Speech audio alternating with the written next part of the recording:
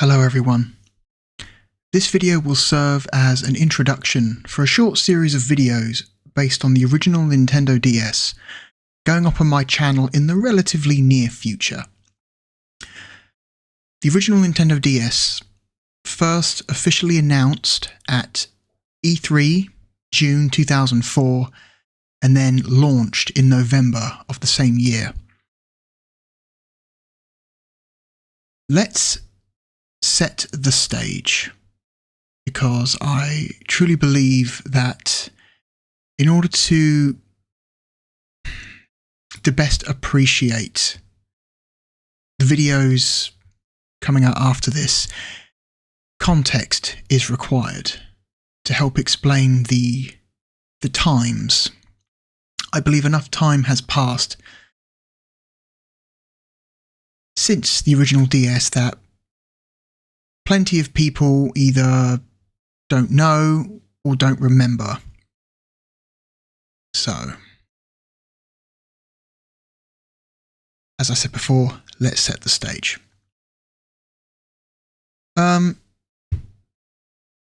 Nintendo in the early to mid 2000s, they were, as a company, they were stable, but they were far, far from dominant anymore.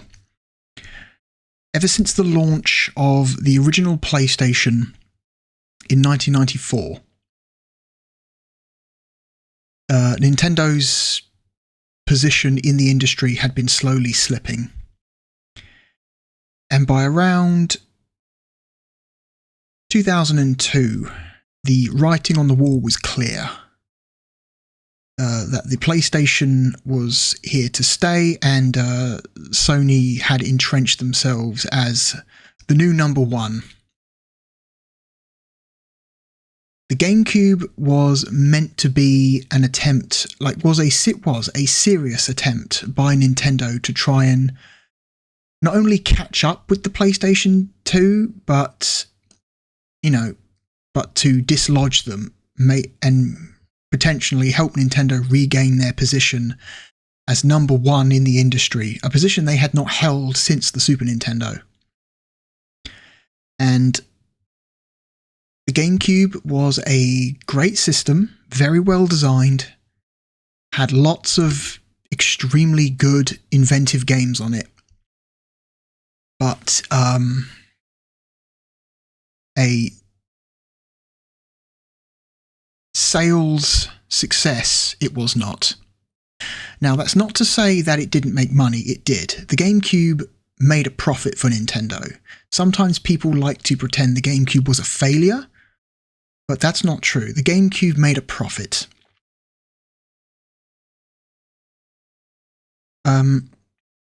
Despite selling far, far fewer units than the number one rival, the PlayStation 2. To give you an example, the PlayStation 2 sold around 155 million units throughout its lifetime. The GameCube sold less than a quarter of that. It's like 20, 25, what was it? I think it's about 25 million? No, even less. Nope. Wow, a lot less. The GameCube sold less than 22 million units compared to the PlayStation 2's 155 million. And so, yeah. Profitable, yes, but not the amazing success that Nintendo hoped it would be. And around 2002, the writing was on the wall, and Nintendo's president at the time, was it Hiroshi Yamauchi? I think 2002 would be his last, no. When did Hiroshi Yamauchi stop being president of Nintendo? Let me just very quickly this up.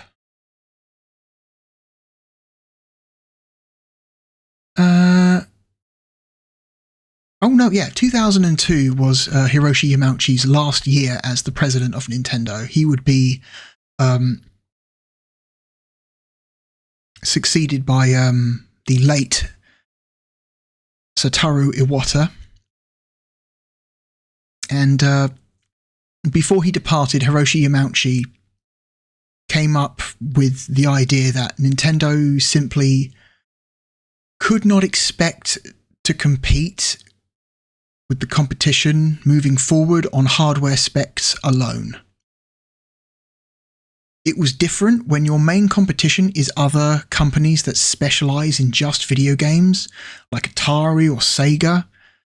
That's not difficult. When you're going up against giant like electronics companies with far more experience at designing and building consumer electronics and that have far larger research and development teams and far deeper pockets, companies like Sony and Microsoft, coming up with new hardware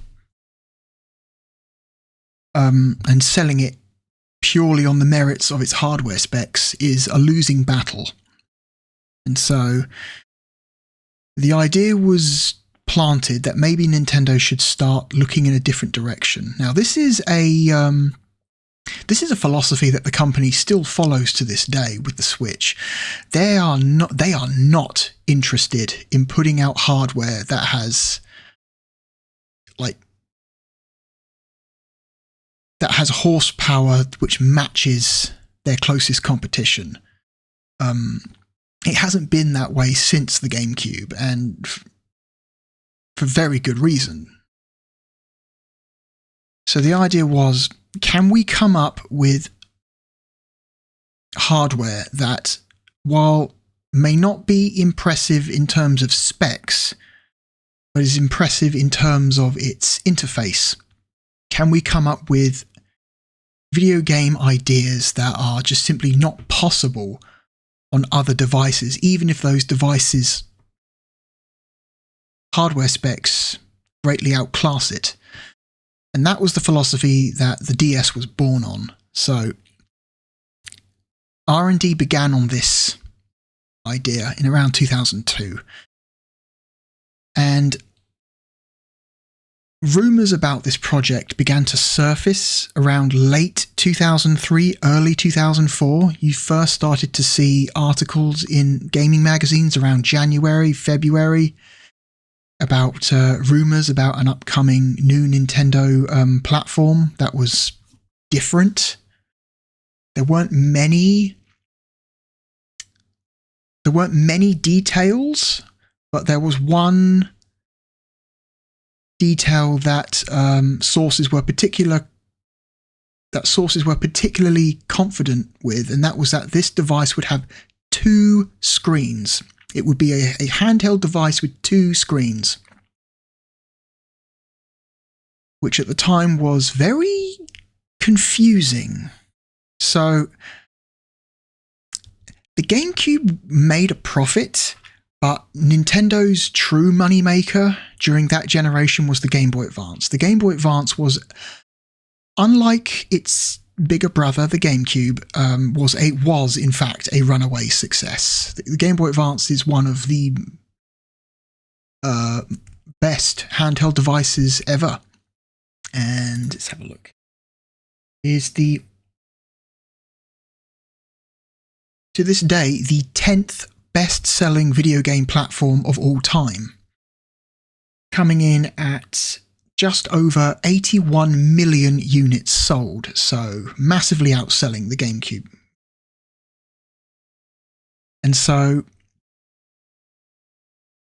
hang on, this idea of a new successor handheld, although at the time Nintendo was stressing that it would not be a successor to the Game Boy Advance, that would change in the future.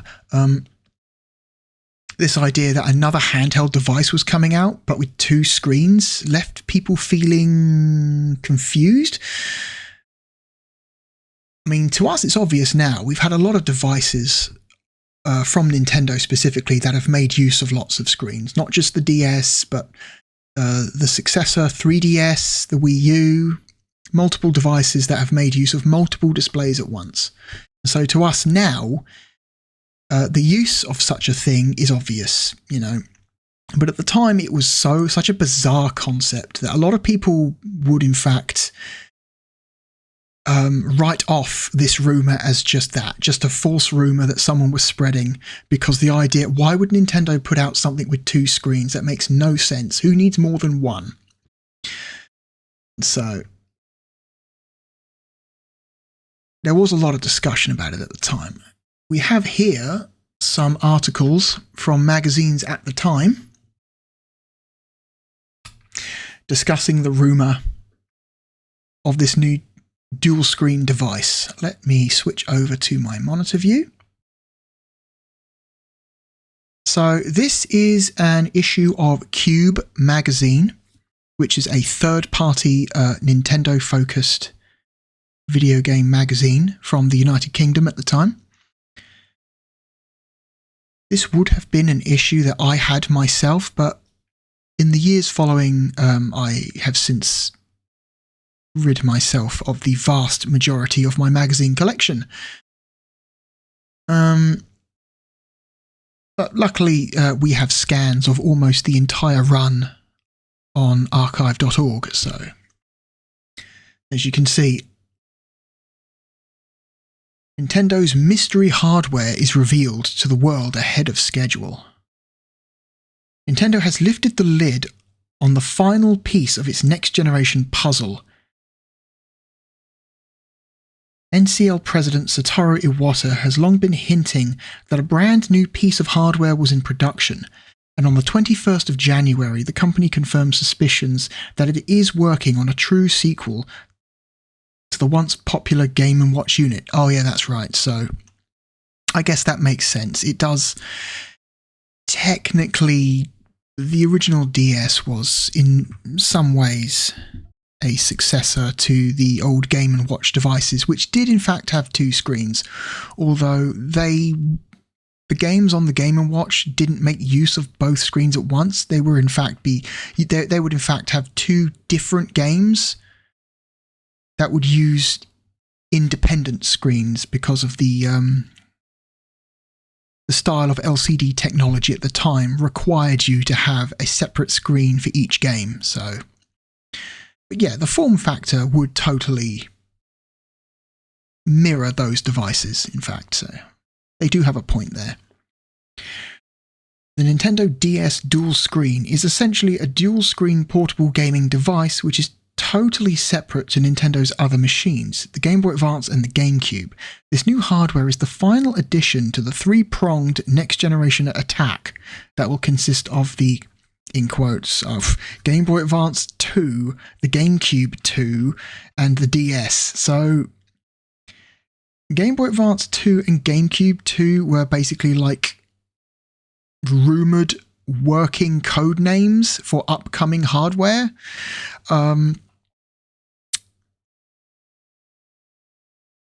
The GameCube 2, we would find out a year later to be, when would we find out the name of the Wii? Would it be E3? Because I think E3 2005, they were still referring to it as the Revolution. So I think the name Wii would not be revealed until E3 2006. So yeah, we would not know for over 2 years what the quote-unquote GameCube 2 would actually be. But yeah, and also I find it very believable that Nintendo would not be, at this time, fully willing to retire the Game Boy brand.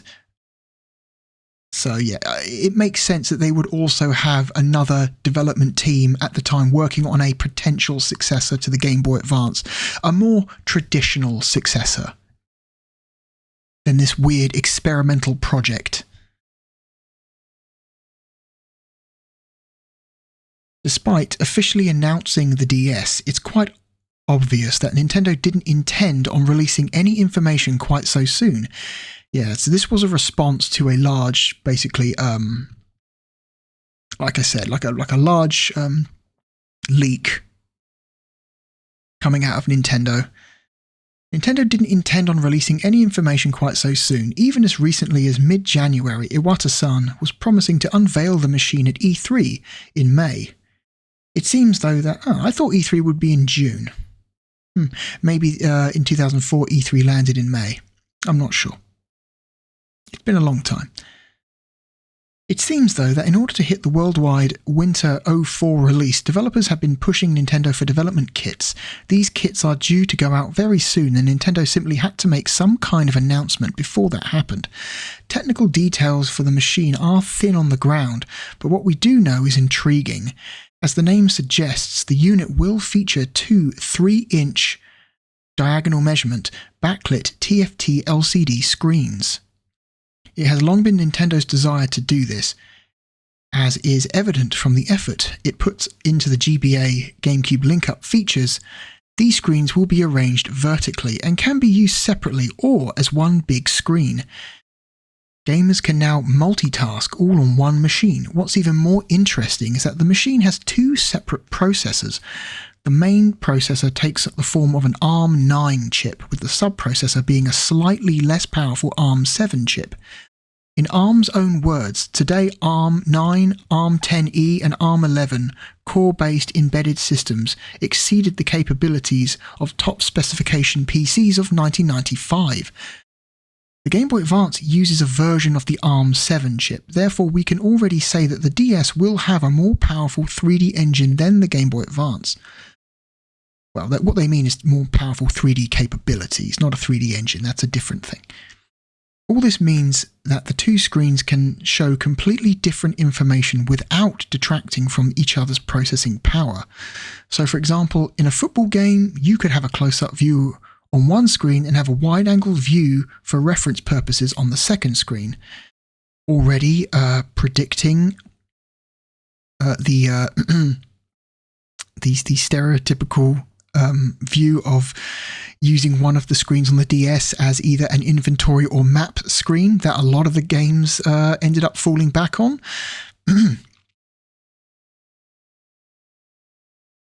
In Metal Gear or Final Fantasy, you could have the main game on one screen and the map/radar on the other screen. These are very simple examples, and we're sure that Nintendo has some very interesting launch games up its sleeves. Software for the DS will not come on optical discs or standard cartridges. Instead, game information will be stored on semiconductor memory with a capacity of up to 1 gigabit. Considering that standard Game Boy Advance carts average out at 128 megabytes, this is a huge step up, around 8 times the size, and could in theory mean more space for textures, sound and video. How this software will be distributed is another matter though. We could well see Nintendo making it available as a download in a similar style to China's iQue. You can read more about the Nintendo DS impact on the future of Nintendo in our feature on pages 28 and 33. So yeah, they're predicting right here the I guess the DSi shop, which would not, which would not come about until the third iteration of the original DS, the DSi. So yeah, they made a good little prediction there. Something that actually would not... Oh, whoops. Go back in time, please. Oh my god. Something that would not come true for at least a few more years. What did I say? Page 2833. Let's just double check just to make sure there's nothing more.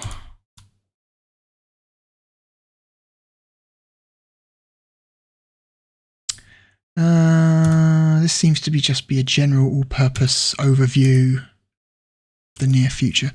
Okay, so let's look at a different magazine. This is an issue of NGC Magazine, also an unofficial Nintendo-focused gaming magazine from the UK. This was easily the most popular, at least of the unofficial Nintendo magazines. NGC is a among certain circles, a legendary publication. It was a fantastic magazine to read in the day. It had a very unique style and viewpoint. They're very NGC had a very non-serious. I'm not saying they weren't professional. They were very professional, but they had a very unserious attitude towards the industry at times, and they weren't afraid of making in-jokes or making fun of things. You know, they could very obviously tell if something was bad or silly or ridiculous. So they also tended to give more lower scores than any of the other magazines I tend to think. Yeah. Anyway, this is their weird little mock-up. They've got a slightly more bizarre little hardware mock-up of what they think it might look like than Cube did. Cube basically just took a Game Boy Advance and had added a fold-down screen onto it. This is like this weird, bizarre silver rectangle with a GameCube analog stick. They got some things right though. They got the fact that it has a fold-up screen instead of a fold-down screen. They got that right. Also, they got the 4 face buttons right. So I'll give that to them. Here we go. Double vision. 2 screens are better than 1. We take a detailed look at Nintendo's handheld bombshell. It will enable fun and movement not seen before. It has to be some kind of motion sensing toy. That's wrong. A collection of knee and elbow pads along with matching helmet and power glove-like peripherals that allows you to interact with games like never before. Yeah, that's it. Just one of the many idiotic ideas that were bandied around the office as we deliberated over what exactly Nintendo's new game product was going to be. We wouldn't have guessed at the truth in a million years, and while the big question has finally been answered, there are hundreds more that won't be until we see the device at E3 in May. Yeah, I guess E3 was in May. Whoops, I thought it was in June. That's a mistake on my part. I'm sorry. In response to the multitude of rumours that are flying around, we've decided to sort out the good from the bad, differentiate fact from fiction, and put our brains together to try and figure out just what kind of gaming innovation the Nintendo DS will offer us. So let's see what they've written here. I like this little image they've got up here. Doubles, anyone? Double says skill, luxury, and loaded. No, it does. You know, gentlemen have 2 cubes of ice in their whiskey. Scoring a double 20 is a good thing in darts. Having 2 garages is considered cushy. Having 2 pairs of shoes considered a must. So 2 screens must be good, surely. Yeah, that's a little... yeah, that's NGC for you. That's just the kind of weird stuff they would put in their magazine. So, the facts. It is not the successor to either the Game Boy Advance or the GameCube. So, at the time, that was true. That would end up not being true for the Game Boy Advance. We'll get more into that later.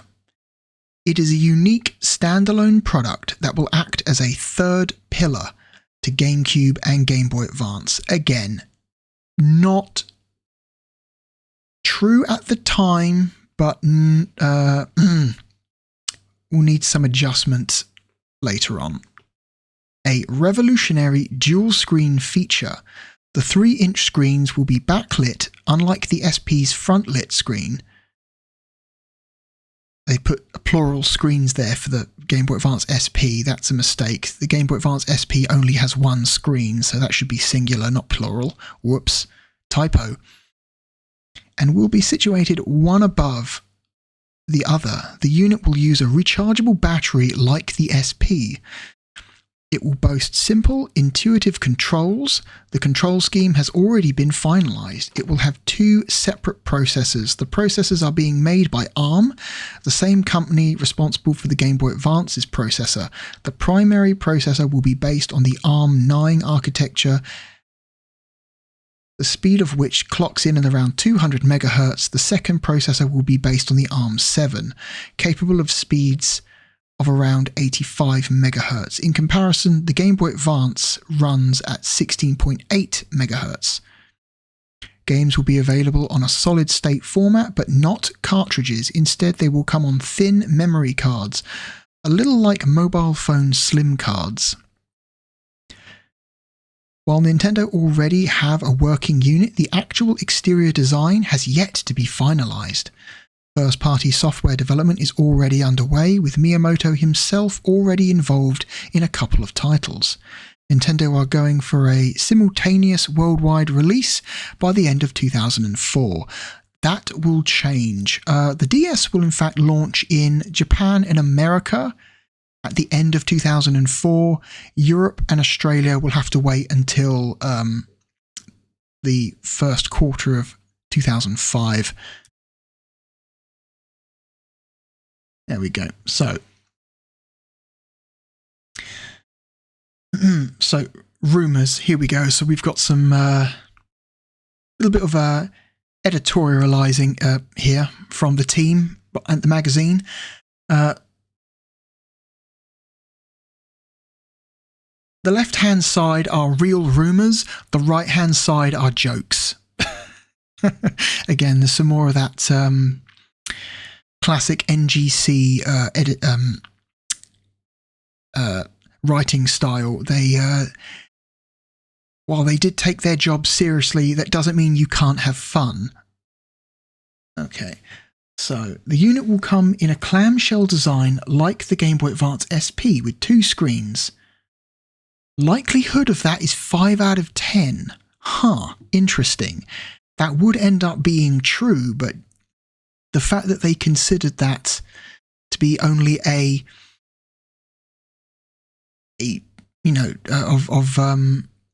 moderate likelihood. Wait, how would you put that into words? Yeah, the likelihood is a 5 out of 10, so that's weird.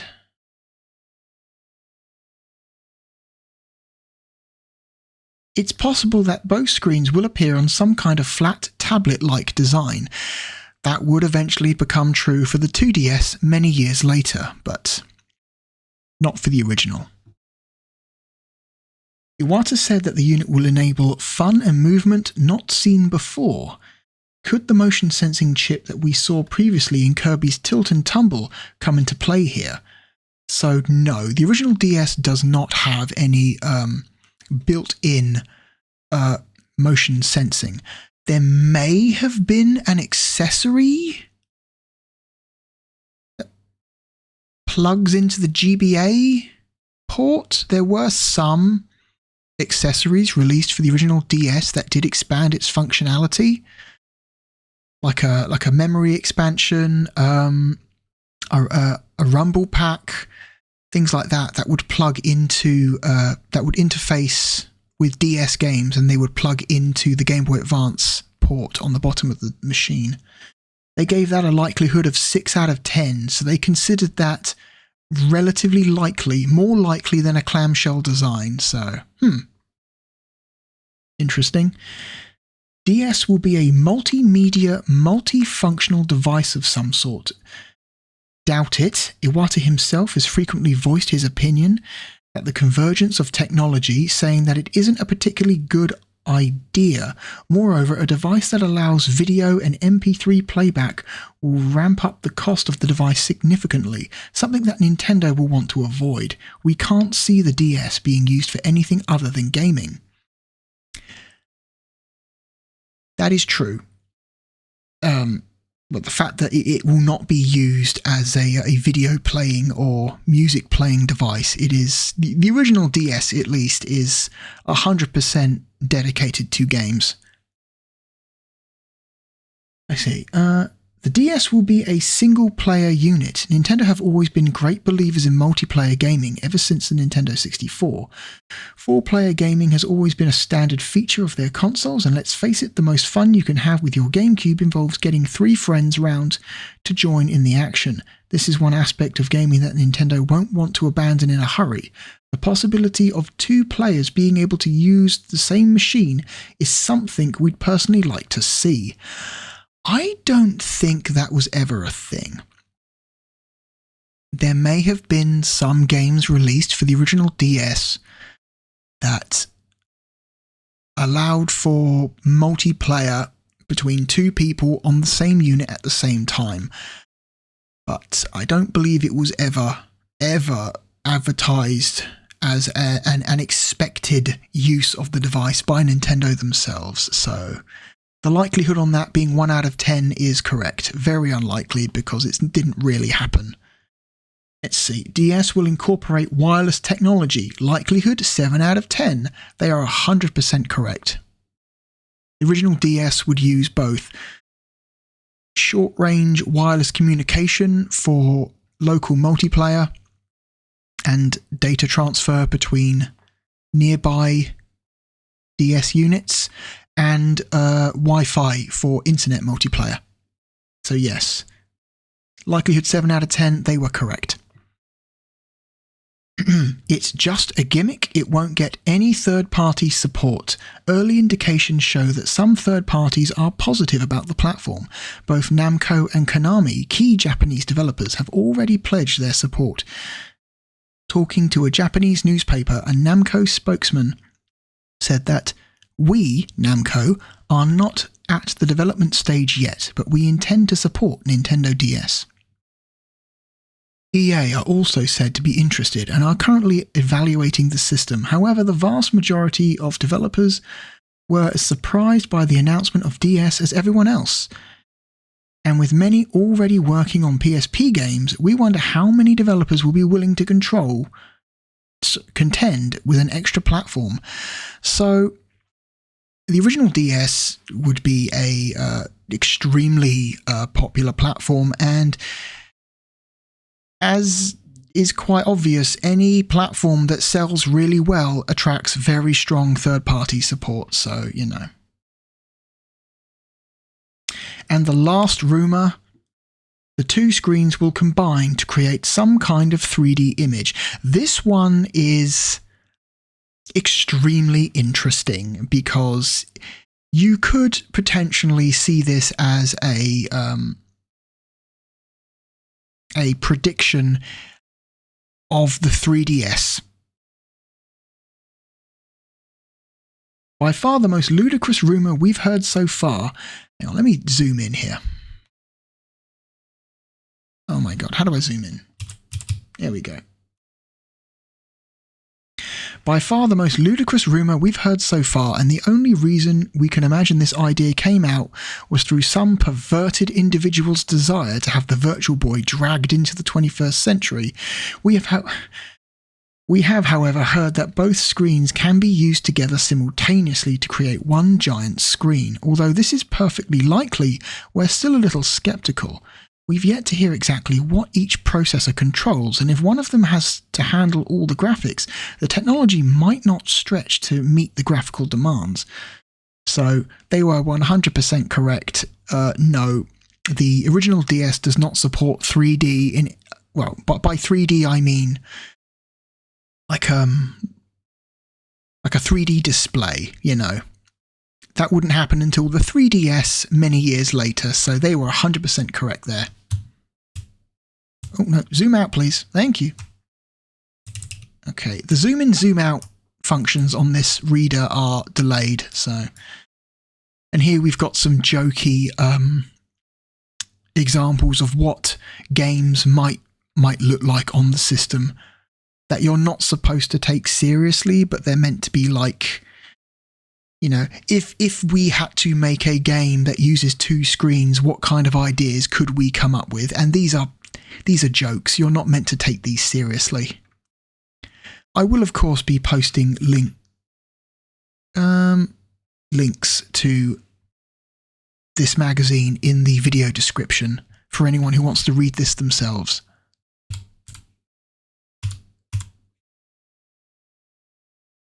Here we go. And the last page. Nintendo are masters of the unexpected, which makes our DS mock-up and childish attempts to think up dual-screened games a somewhat futile exercise. Trying to second-guess the kind of software we'll be playing on DS is very difficult. Still, with a potentially radical piece of hardware like DS, you have to believe that Nintendo have something clever and innovative up their sleeves. Past experiences don't bode too well, though. If you take the GameCube Game Boy Advance link as a single piece of hardware, Nintendo already have a dual-screen system available, and with the exception of a few titles, it's produced nothing more than curiosities. Non-essential map screens and gameplay elements that do nowhere near as much to enhance gameplay as Nintendo would have us believe. And of course, there's the little matter of the Virtual Boy, dual-screened new experience that burnt Nintendo's fingers, not to mention our eye sockets 10 years back. But of course, DS will be completely different from anything out there right now. This isn't Game Boy Advance 2, it's not even PSP's nemesis, although we'll readily admit that we're a little suspicious of this. It's supposed to be a completely unique product, but that's not to say it won't have challenges. Our primary concern is the flow of software for the system. Do third-party developers really want to take the risk of developing for yet another platform? They've already got the current 3 home consoles, plus Game Boy Advance, PSP, and now DS. That makes 6 different machines, fighting over the public's affection. Even if developers do jump on board, just how many of those will be able to take full advantage of the technology? The future here is that games will end up being nothing more than RPGs with real-time map screens, or Shudder, football games with one screen showing enlarged views of the ongoing action. For DS to truly be successful, games developers are really going to have to work very hard to carve out the machine's niche in the market, and we reckon that, at least initially, Nintendo themselves are going to have to do the bulk of the hard work and create some truly great first-party software. Nintendo, as always, are quietly confident. In a recent interview, Iwata claimed that he'd be happy if only 10% of people understood DS, and happy to rely on word of mouth to drive enthusiasm for the system. In fairness, you have to admire the way in which Nintendo have gone out releasing information about DS. Bits of tantalizing information have been drip-fed to the public over a few weeks, followed by a bombshell that has had rumours flying around left and right and centre. Minimum effort on Nintendo's part, but it's ensured that news about DS is a valuable enough commodity to get delirious gamers foaming at the mouth at every new morsel of information. How Nintendo take things from here remains to be seen. We'd love to see playable units at E3, not least because it will steal some of the thunder from PlayStation Portable's debut. However, early indications from our contact with Nintendo suggest that DS may not be playable by May, in which case they need something special to demonstrate that'll whip everyone into a frenzy. The fact that right now Miyamoto is working on 2 titles that he's not saying anything about should go some way towards drumming up a bit of enthusiasm. Wireless LAN and motion sensing gameplay will surely open people's eyes and capture hearts. Should Nintendo decide to include them as features? Should Nintendo decide to include them as features, but Nintendo themselves put it, they're not expecting everyone to go wild at its unveiling. That's a very interesting way of putting that, because, well, you'll see in a minute. Maybe it's not quite as important to them as it is to their fans. It's not GameCube or GBA 2, remember. Maybe it's just meant to be a bit of fun. So yeah, even Nintendo were very much trying to control expectations of the DS, because it was a significant risk for them. This is a complete completely new strategy. You know, it's a paradigm shift compared to the sorts of games that they've been known to make. And quite rightly, many people were afraid of a repeat of the Virtual Boy. So we've seen the context of the time, and we've seen the rumours being spread around by magazines at the time of what the new hardware could be. Let's have a look at the reveal. This is an edited, shortened version of the E3 press conference. I've shortened it down to the relevant parts. It will be about 11 minutes long, so if you wish to skip past this, that's how long it is.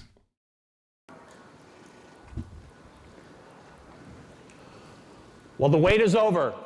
This is Nintendo DS.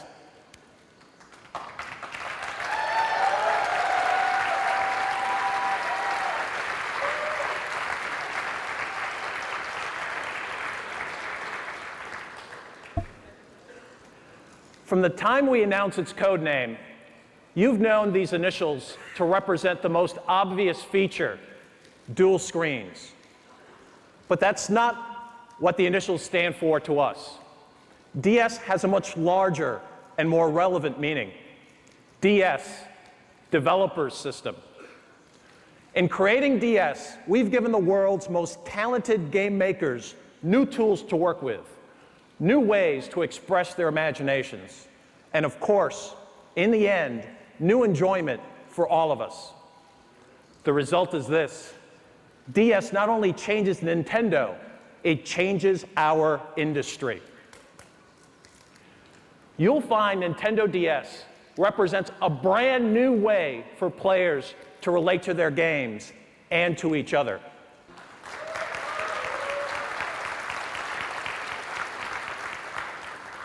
As a whole, the development community already understands what's going on here.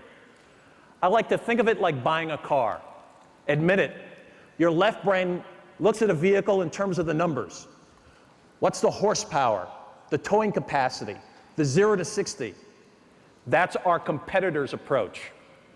But your right brain is different. There's only one question out there. Sitting behind the wheel, where will this baby take me? In other words, do you want to go just a little bit faster down the same streets you've always driven, or down a new road to places you've never seen before? That's the difference with Nintendo DS. Let me explain how this new journey is going to happen. Up to now, most of what the world knows about DS are those two screens. Today, it's my privilege to tell you the rest of the story. But let's start with the two screens. Each is programmable in 2D or 3D. The choice is up to the game designer. This opens a wealth of options for the developers, and they're totally excited about it. The 3D quality is simply beautiful. Most of you remember how you felt the first time you saw Super Mario 64 on Nintendo 64. It was a breakthrough that took the industry by storm. But this is Nintendo DS action, playing on our new portable system, just as you'll see it on the show floor tomorrow. Isn't it exciting?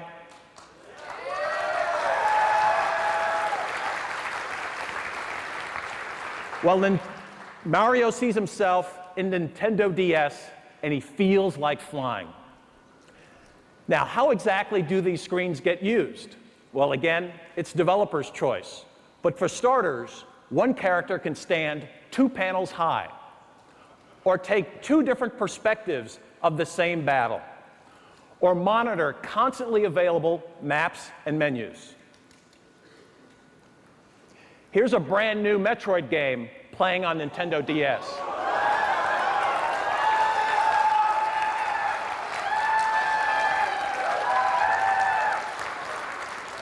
the same way you'll be playing it tomorrow.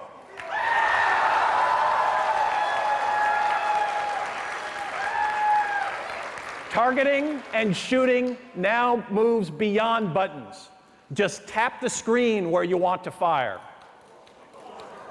Metroid's missions have always been nerve-wracking, but now they're non-stop because all of your map positioning and weapons changes are done on the fly.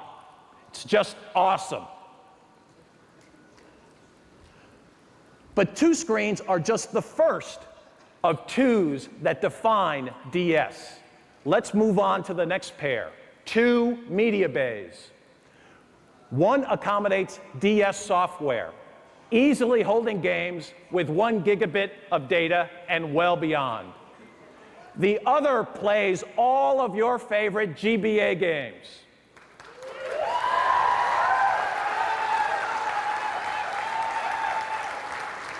That's right. Backward compatibility means an instant library of over 500 titles. And it also welcomes a host of different accessories to enrich your game experience. Next, consider the most exciting two for game players. Two incredible new forms of player control.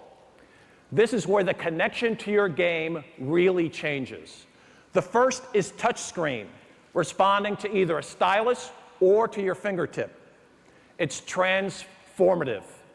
Whether you're inputting data onto a software keyboard or actually changing the direction or viewpoint of your gameplay, it's truly unique. The combination of two screens and touchscreen stands to reinvent gameplay. You can only find this on Nintendo. You can only feel this on Nintendo. And besides touch, there's talk.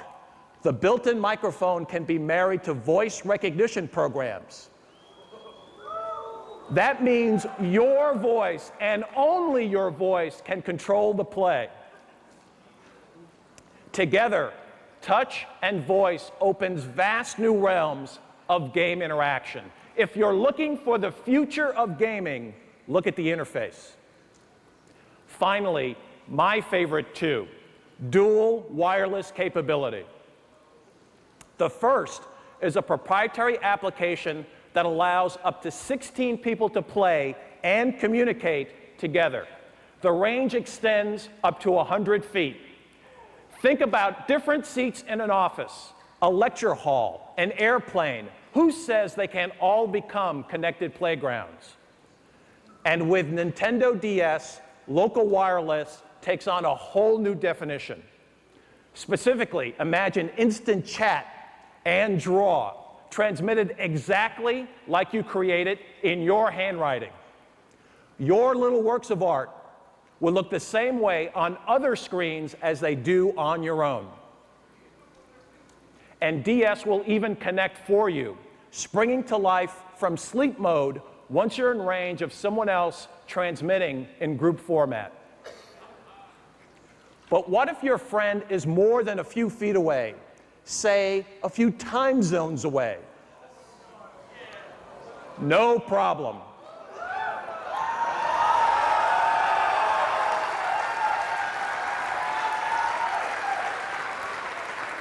Wi-Fi means you can connect via the net.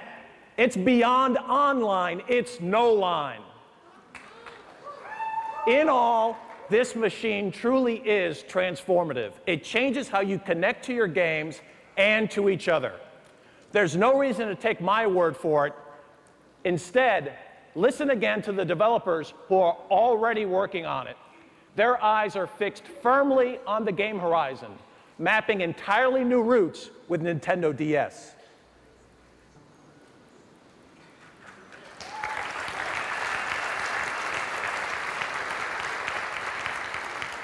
What you've heard and what you've seen don't begin to tell the DS story. You can't start to appreciate it until you get your hands on one starting tomorrow. And even then, it's just a start. The benefits of DS will be rolling out for months and years following launch. And when will that launch come? We're targeting a release of Nintendo DS in both Japan and America this year.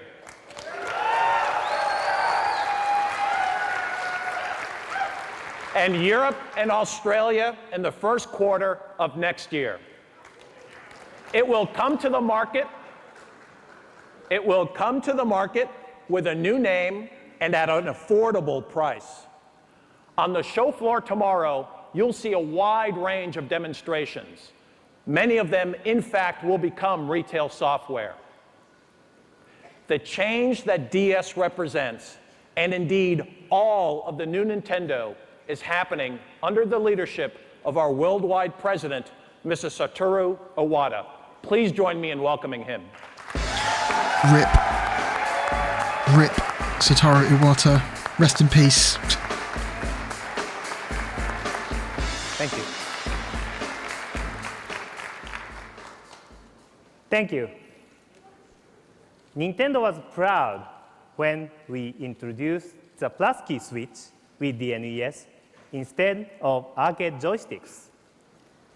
Proud of two-player gaming with the NES and four-player gaming on Nintendo 64. Proud of that analog joystick and the Rumble Pack and True 3D.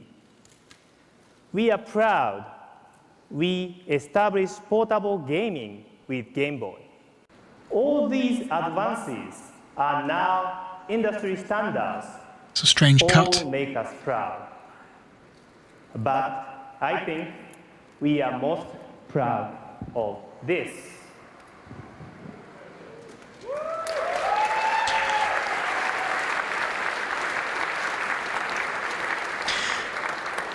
Second cheer, maybe not as big as the first. All of those innovations changed games, and so will Nintendo DS.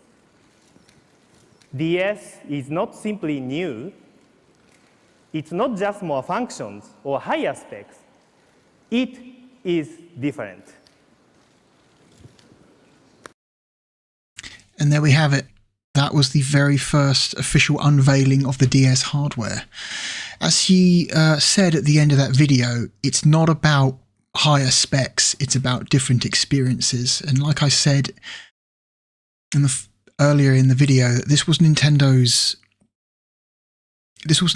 new direction. This was going to be their main strategy moving forward. However, they were not 100% super confident in the DS.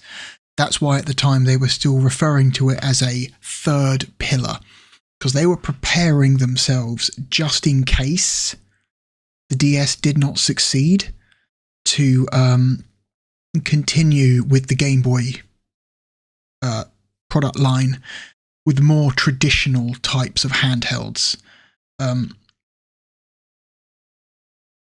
Luckily, though, the DS would prove to be a massive success. The original DS would end up being... First, before I say that, I should also reference that Nintendo were scared. This was a bold new direction for them. This was a massive risk. Instead of trying to leapfrog the competition like they had always done before, and how most video game hardware manufacturers had done before, this was an attempt at a great leap sideways. Instead of something simply more powerful, something that's just different, that offers you experiences you can't do on any other device. And at the time, ex-Nintendo president Hiroshi Yamauchi is quoted as saying, "If the DS succeeds, we will rise to heaven. If it fails, we will sink to hell." That's a real quote.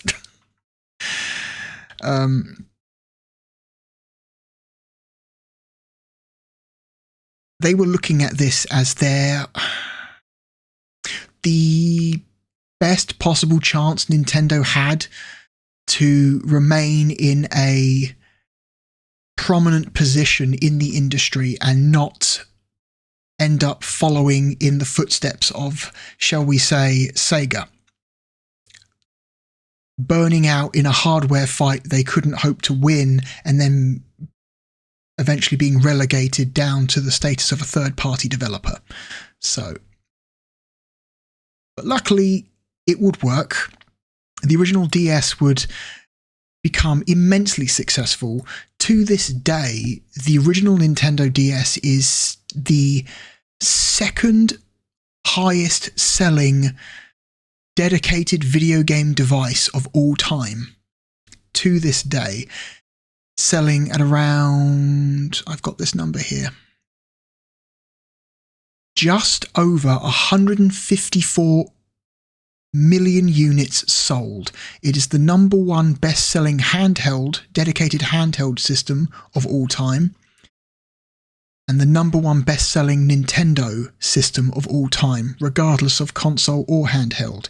The only system that has sold more units than the original Nintendo DS was the PlayStation 2, which sold just over 155 million. So the PS2 only just beats the original DS by numbers of units by less than 1 million. That's a huge success. That's an unbelievable runaway success for a machine that, at time of release, a lot of people were super skeptical about. Remember, you have to remember, this was a time before the normalization of touchscreens. There was no iPhone. Smartphones were barely a thing.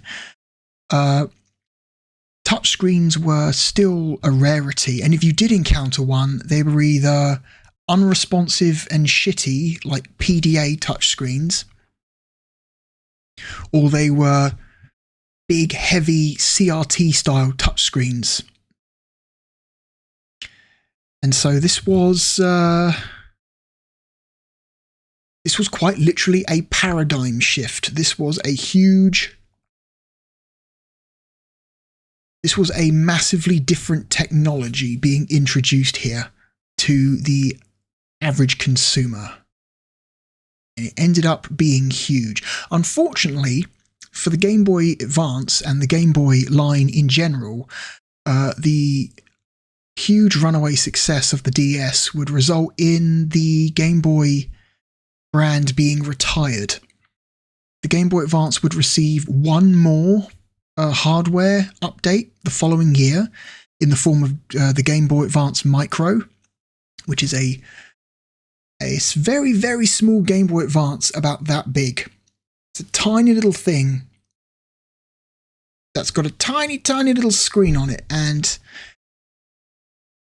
that thing was cool, but it was a gimmick. It was the last gasp of a venerable, prestigious, but aging hardware platform that had now been completely and utterly replaced.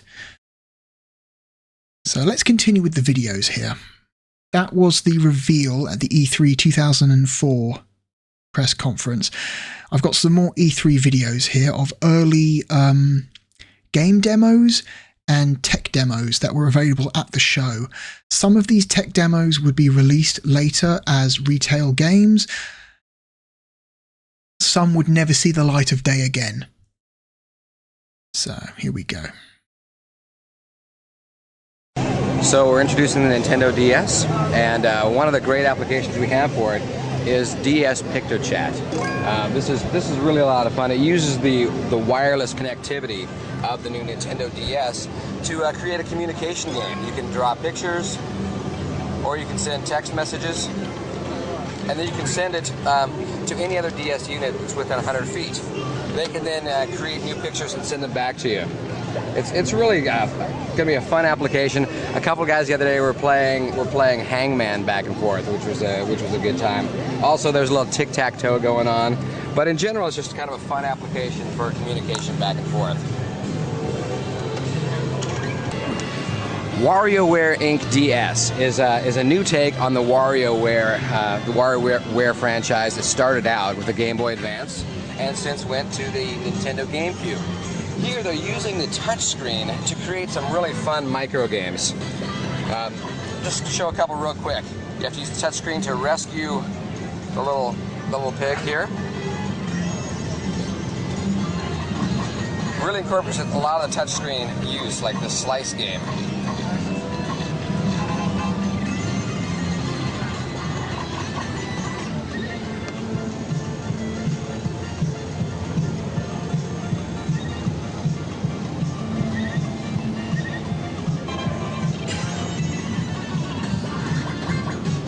So a lot of fun new things to do with the touchscreen to enhance this Wario game. This is the new DS Super Mario 64x4. Now this is a 4-player game that also uses the wireless connectivity in the Super Mario world. As you can see, it's got great 3D graphics. Mario can run around. One screen you'll have the map. The second screen you'll have the action. And a great connectivity, the wireless connectivity to play multiplayer games.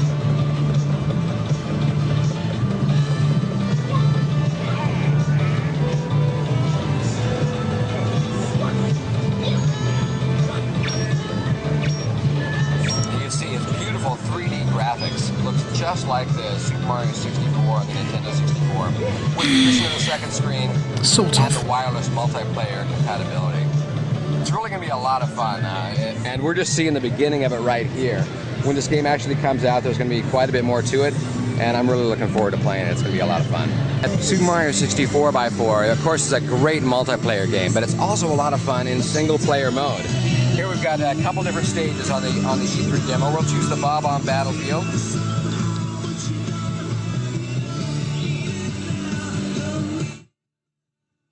And the goal in this is to run around and gather as many stars as possible. Don't appreciate the use of background music here.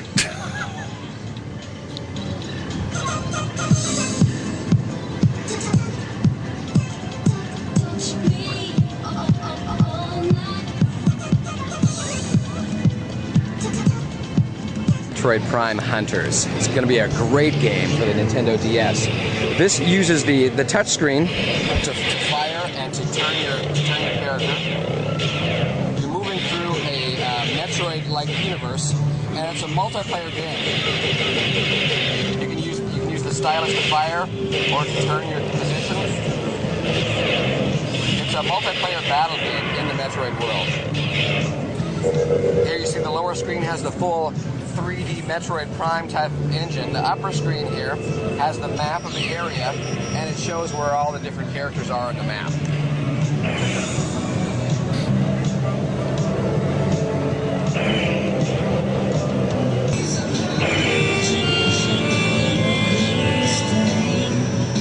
Besides being a great multiplayer game, DS Metroid Prime Hunters is also really fun in single-player mode.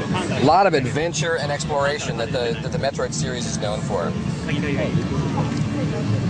Here again you have the touchscreen sensitivity to turn and to fire weapons. There's items to pick up. There's enemies to battle. And the top screen shows you the map and gives you an idea of what's out there, what's available. Just splattered an alien there.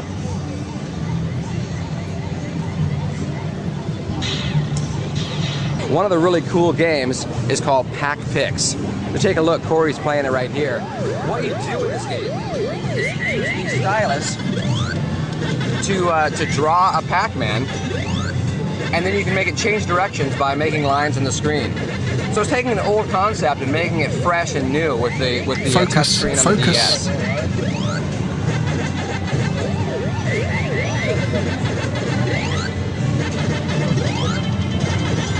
I like that hook nose Pac-Man. That's a good one. Focus, focus, focus. we're looking for a lot of great third-party support, and Sega is going to be jumping on the bandwagon with some Sonic games. This is a Sonic E3 demo. We don't know what the final game is going to look like yet, but it's got some great things using Sonic and the touchscreen to race through the game. So we got a little demonstration of Sonic running through some landscapes. Show the top screen, please. Yeah, that's the one you should be looking at.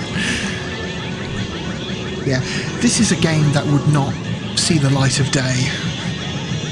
At least not in this form. Again, this is just an E3 demo, but it shows the great 3D engine that's available with the Nintendo DS. Yeah, this is just like a weird little tech demo. Eventually, the game that would come out, which would be Sonic Rush, would look nothing like this.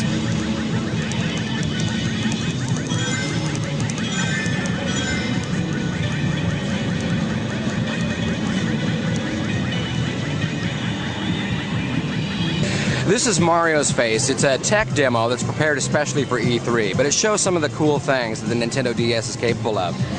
What we're doing is we have our old friend here, Wario, and you can kind of stretch his face around. Just show some of the fun things that you can do with the DS.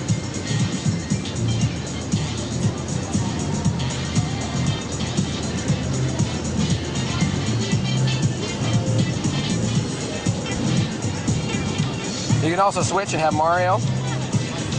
You can grab his hat, take it off if you want. You can make him have a really long nose, some big pointy ears. Like I say, this is just a tech demo made especially for E3 to show off some of the capabilities, but it's kind of fun. It's a good time. It's really reminiscent of Super Mario 64. This is another tech demo that's created to show some of the DS capabilities. This is a carving demo. So what you can do is you can pick an object here, and you can go ahead and do some carving, and you can create things. You can change things around. As it's spinning around, you can carve out different shapes in the object. There's some watermelon. Look at all the juice spilling out. It's kind of fun. So there, we created a new object with this little carving demo. So this is another tech demo. It's a really fun one. It's called Balloon Trip, and it uses Baby Mario. What happens is once you start the game, Baby Mario is falling down through the clouds, and the idea is on the bottom screen to use the stylus to guide Baby Mario into the coins, but away from enemies. As you can see, Baby Mario's on the top screen, and you use the touch-sensitive pad on the bottom to make sure that he grabs the coins and avoids, enemies. I think this would eventually come out as a game. This looks incredibly familiar. I think this would eventually come out as a game.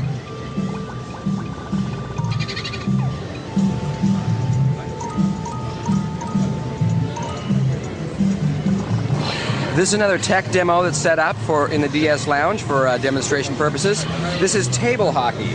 Here again, we use the touch screen to control play.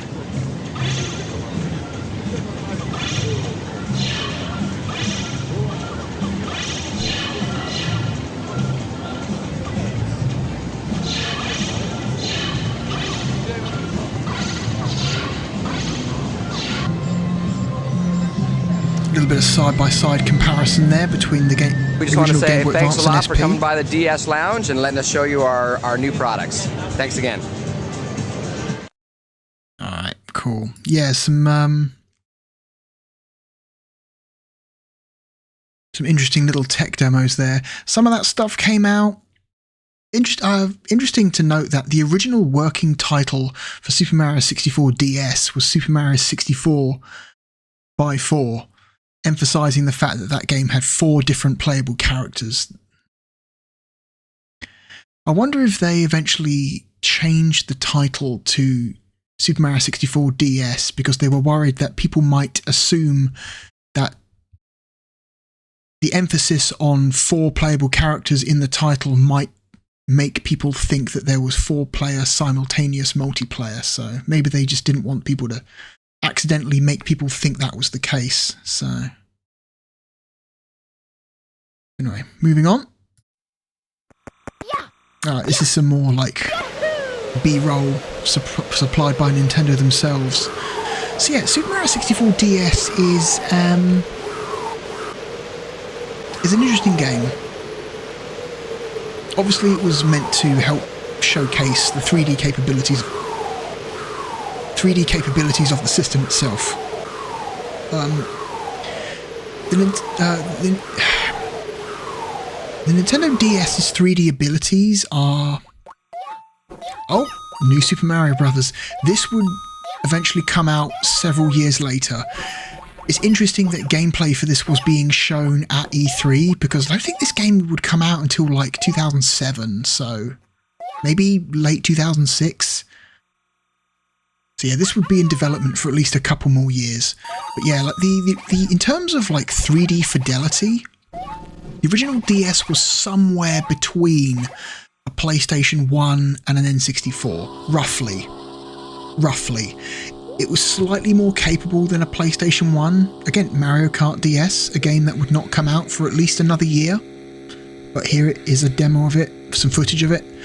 So yeah, it was like slightly more capable than a PlayStation 1, but slightly less capable in some ways than an N64, but also slightly more capable in some ways than an N64. Like I said, it's not a perfect comparison. It's kind of like it's kind of an oversimplification, but it's the easiest way to get across how powerful the 3D capabilities of this system were. WarioWare Touched, or what would eventually come out as WarioWare Touched, I think, being displayed here as WarioWare Inc. DS. WarioWare Touched is a fantastic game, and I think secretly the best launch game for the DS. There we go, some very simple footage of the tech demo for the game that would eventually be released as Metroid Prime Hunters several years later. I want to say this was also a 2007 game, so yeah, this would be in development for several more years. Metroid Prime Hunters is fine. It's fine. It's fine. It's okay. It is not a fantastic game, but it's fine. For a little handheld spin-off, it's totally fine. And also it is a pretty good tech showpiece for the hardware. Animal Crossing. Yeah, the DS Animal Crossing game. That would be very popular. Picto Chat is an interesting thing. People look at it now and go, oh, it had online chat. No, this is not online. As the guy said in the previous video, this is short-range communication only. So this is like, you can only talk to people who have a DS on in a relatively short range around you. So like a classroom or an office, in a house. So the usefulness of Picto Chat is quite limited. Because typically, more often than not, the person you're Picto chatting with is usually within eyesight of you. So, and it's not like a phone. It's not like you can open up Picto Chat and then ping them, and then they would know that you want to talk to them on Picto Chat. They have to know that you want to talk to them on Picto Chat beforehand. So, like, everyone has to open up Picto Chat, which is built into the operating system of the DS, by the way. It's not a separate game. It's built into the OS. You would have to turn on your DS and open up Picto Chat and enter a lobby or a group, a preset group that all DSs are set to, if I remember correctly, before you can even like talk to anyone. Like, so there's no pinging. Everyone has to know to go onto PictoChat beforehand. So it's the utility of PictoChat is very limited, but it's a really cool idea. It's like there's definitely some really good ideas here, but also it's like limited by how the actual system itself works. And yeah, if that was online, if you could have online PictoChat chat rooms, that would have been crazy. But also maybe, I don't know, maybe the original idea was to make it online, but Nintendo at this time, the mid-2000s, Nintendo was still extremely skittish about online communication, and they've always have been. They still are now. So I bet when that project started, it was originally meant to be an online chat, but it was downgraded to just short-range wireless. So anyway, next video. Oh, here's some more close-up footage of that Sonic tech demo. So yeah, this weird little tech demo of, like, I don't know, you rub the screen to make Sonic run faster. This is basic. This is not a game. This is like a mini game at best.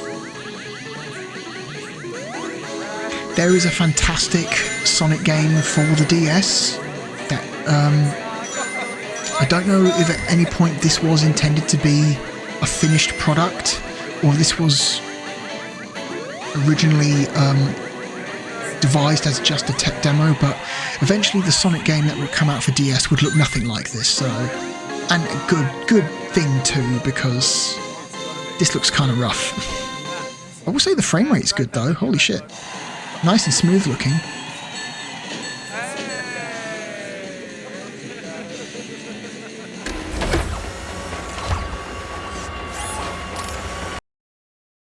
Alright.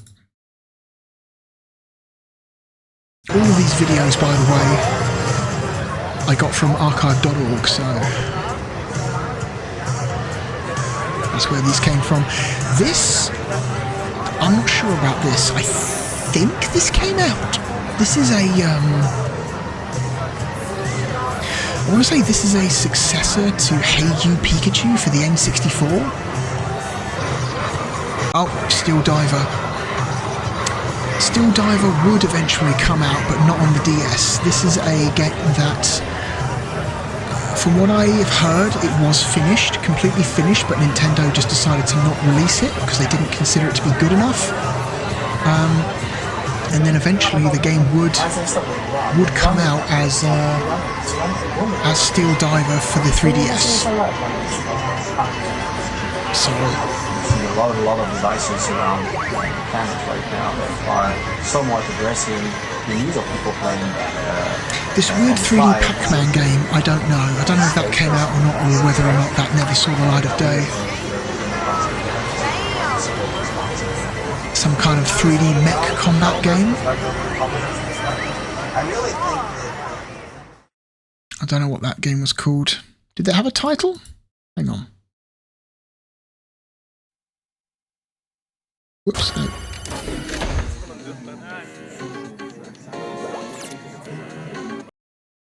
Let's have a look. Nope.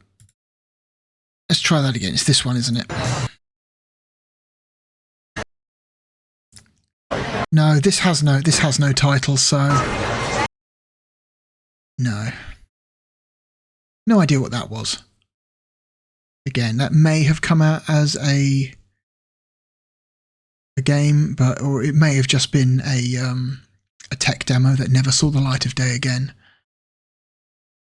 Okay, so what we have next is a video from a pack-in DVD disc that came with an issue of Cube Magazine. Cube Magazine is a magazine that we looked at earlier. It was the first magazine we looked at, was an article from Cube.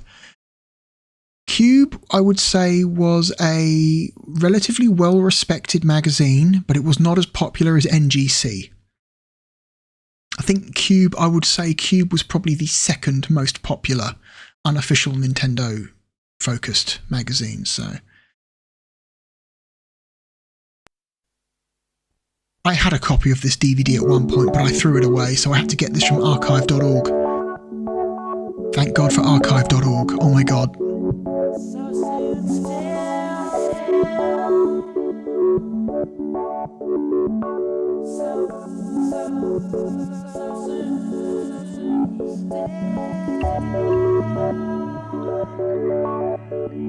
Not sure about this music.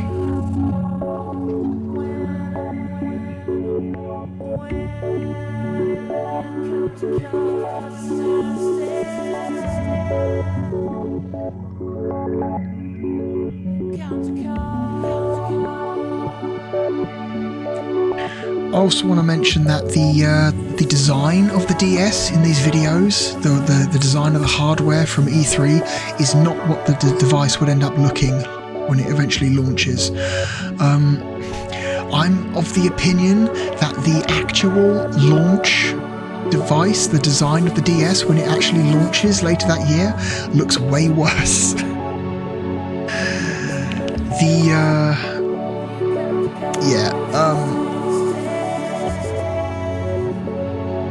The original DS is one of the most successful video game platforms of all time.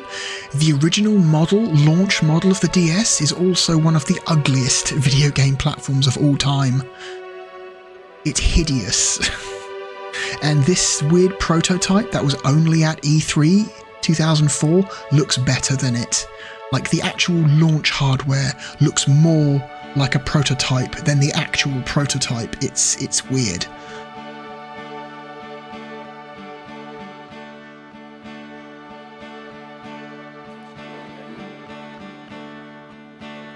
See the original title screen, Mario 64 x4.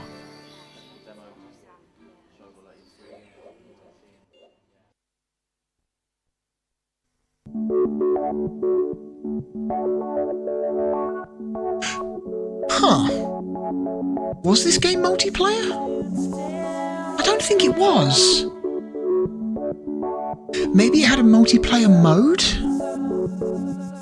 I'm pretty sure the main adventure in this game is single player only. Maybe it had a multiplayer mode where you could run around certain maps.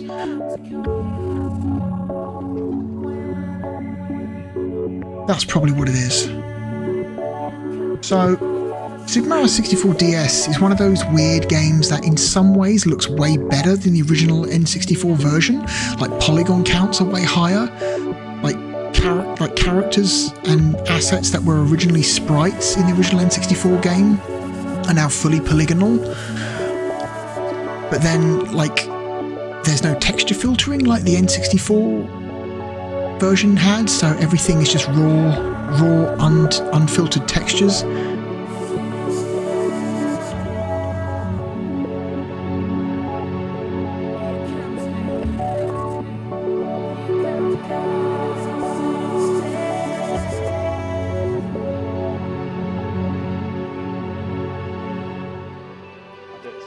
Which is why a lot of people will compare original DS games to PlayStation 1 games, because they've got that same, like, raw pixel, unfiltered texture look.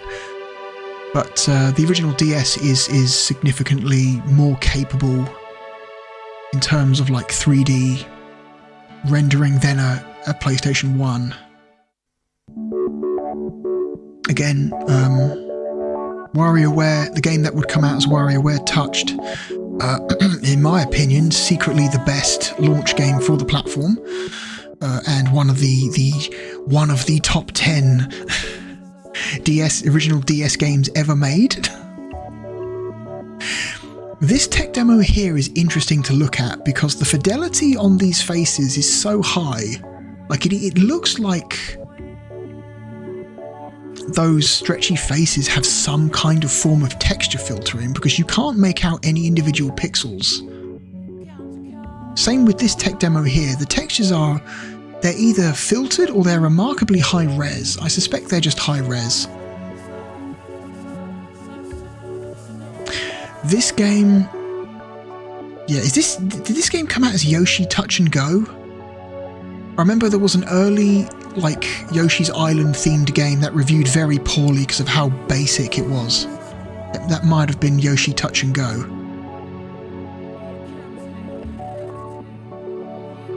Like it's little more than a glorified tech demo. Yeah, this game was... I'm pretty sure this game was completely finished and ready to go, but Nintendo just said, you know what, this is not really that great of a game, let's not put it out, and they just held on to it for a few years and eventually did put it out on the 3DS.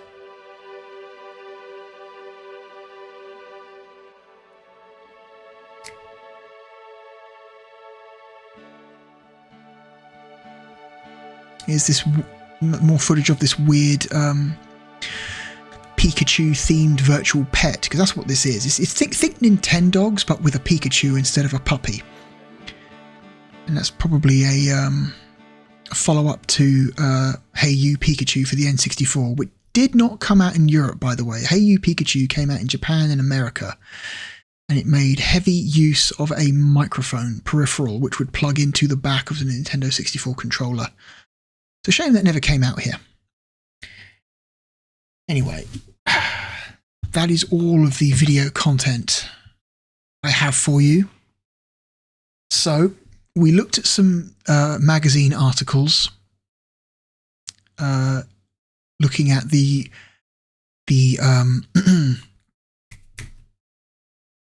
rumours of the DS. And now let's look at some articles post-announcement. So, let's go back. God, come on now. Let's go back to Cubed. So this is the issue of Cubed after E3.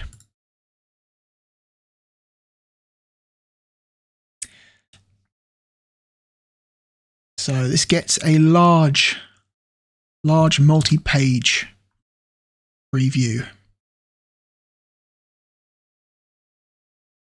2 pages on Cubed. Cubed was a relatively small magazine. It was not as it did not have as many pages as, say, like an NGC or an official Nintendo magazine. So they had to they had very limited space to fit all of their stories. So let's go in, see what they have to say. Nintendo unveils the developer's system. For months now, the game industry has been rife with rumours as to exactly what Nintendo's new handheld would offer. On Tuesday, 11th of May, Nintendo finally revealed the unit to an eager audience at LA's Kodak Theatre. And you know what? Most of the rumours were true. While most of us would think of the letters D and S as standing for dual screen, Nintendo is of a different opinion. As far as it's concerned, these letters stand for something far more important. Developer's system. Indeed, Nintendo sees its new baby as the machine that will set developers' imaginations free. From what we've seen at E3 and heard from many game designers, we'd have to agree wholeheartedly. What follows is everything you need to know about the little machine that will. We must emphasize that nothing about the unit is finalized. Small changes to the design are bound to occur between now and the end of the year, just as they did with the GameCube controller, and the Nintendo DS will not be the final name. Yes, it will. The Nintendo DS will in fact be the final name. It's funny. It's funny that people are still treating Nintendo DS as a placeholder name. Good job, Cube. Oh dear. I think they had already said that this was less than a year away from release. I think they would have finalized the name. When you're 6 months away from putting these things out, you're probably, the device name is probably finalized. That's funny.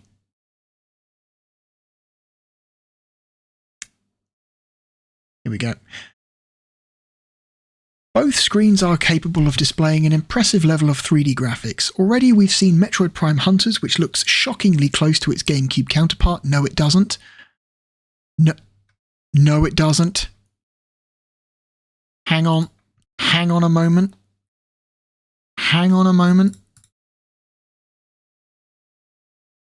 No, it doesn't.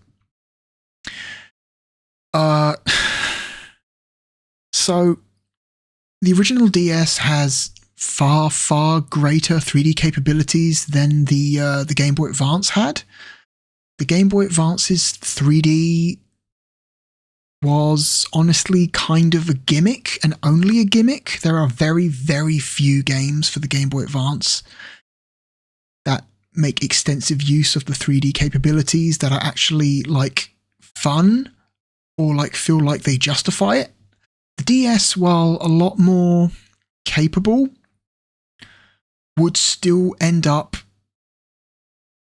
being seen as mostly a gimmick, because even at launch, a lot of the full 3D games like Mario 64 and the Metroid Prime Hunters demo looked real grungy. Like the world had moved on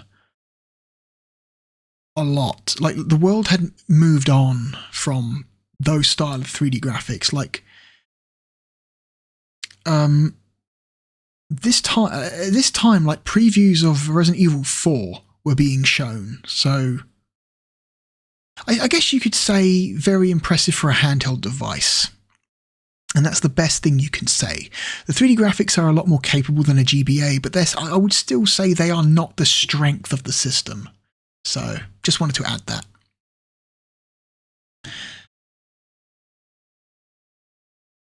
Okay.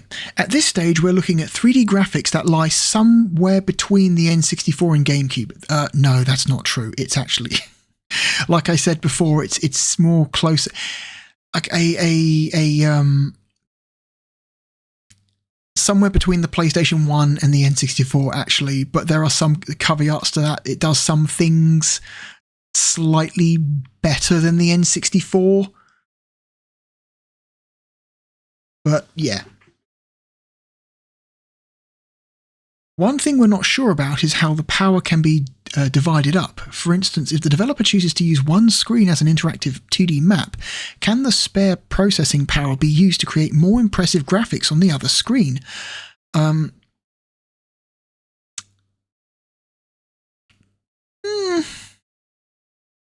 think Metroid Prime Hunters demo at E3 should have answered that question, because that game is... The 3D on that game is entirely on the top screen, and the bottom screen is just a map. Only time will tell, so what does this all mean? Simply put, it means that the Nintendo DS is a very exciting piece of kit. Developers already know it, and every major publisher in the world is signed up to get a piece of the action. Here are just some new examples of what can be done with the new kit. So yeah, touchscreen, networking... And that's all they're talking about, touchscreen and networking. Cool.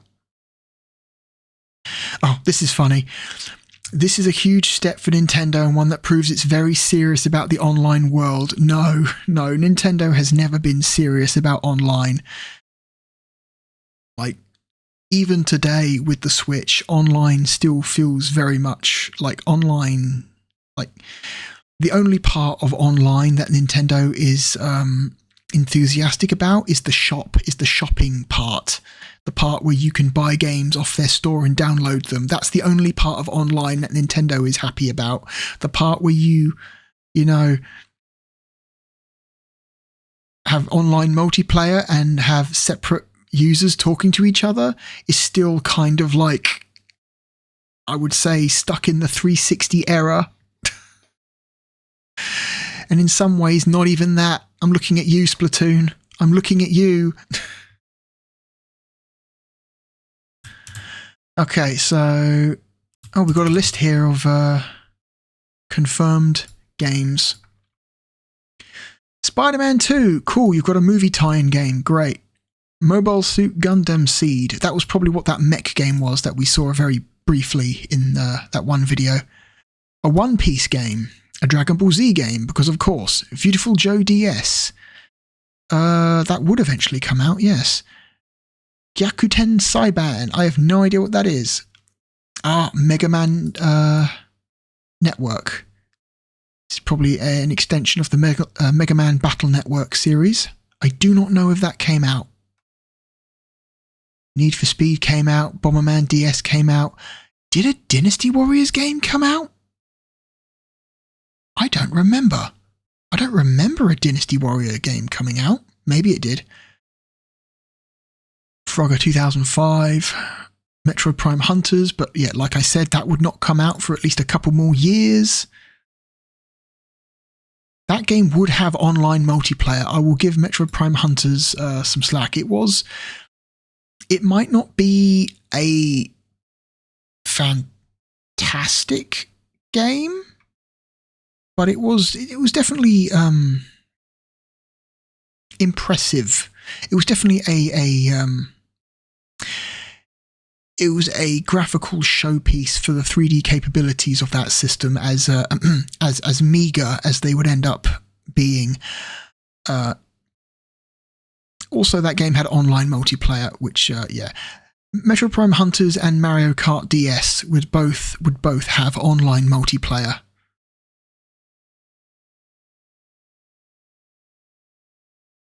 It's weird to me that a Nintendo handheld would be the first major piece of Nintendo hardware to have like proper, easily accessible online multiplayer. You know, with servers and things like that. Like there was, I guess technically there was online on the GameCube. There was a modem for the GameCube and a broadband adapter. But I want to say the only games that ever actually used that thing, at least outside of Japan, were the Phantasy Star Online games. And that was it. And those required a subscription fee to play. So, yeah. It'd be interesting to look up just how many games for the GameCube actually made use of either the modem adapter or the broadband adapter. That would be interesting. I bet that number's not high. I bet that number is very low. I suspect that number may be able to count those games on one hand.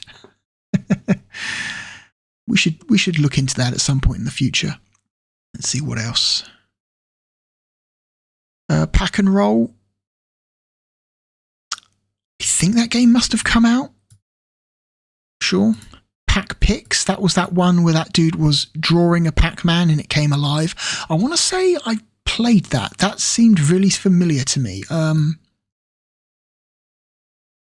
I do have a strong memory in my mind of drawing a Pac-Man on a DS and having it come to life. So it's very possible that that did come out. Mr. Driller, that came out. This is weird. Namco RPG. What does that mean? What does Namco RPG mean?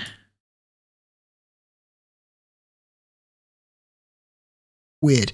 PictoChat should not be on this list. It's not a separate game. It's built into the into the BIOS, into the operating system of the DS. I like this one. Pikachu game. This was probably that interactive virtual pet game that we saw. Again, I don't know if that came out. I do not know if that came out. Super Mario 64 by 4 times 4. Again, that would be renamed to Mario 64 DS. Table hockey. I bet that didn't come out. I bet that was just a tech demo. WarioWare DS, that came out and it's awesome. Animal Crossing DS came out. New Super Mario Brothers would come out again, like Metroid Prime Hunters. A couple years later, that's New Super Mario Brothers would end up being the highest selling game for the platform. I remember seeing that on sales lists for the original DS. Yeah, New Super Mario Brothers is the #1 highest selling game for the platform. And then underneath we have Mario Kart DS, again, another one of the highest selling games for the platform. That game is kind of great. and is genuinely put by most people who have played it, put as one of the best Mario Kart games ever made. Nintendogs, another game which would not come out for another year or two. It's another virtual pet. A Final Fantasy Crystal Chronicles game. I do not remember. Did that come out? I don't know. I never really liked the Crystal Chronicles games. I just found them not interesting. I know there are some people who loved the Crystal Chronicles, but it never really grabbed me. And then we have Project Rub from Sega, which is funny. That game did come out. However, it came out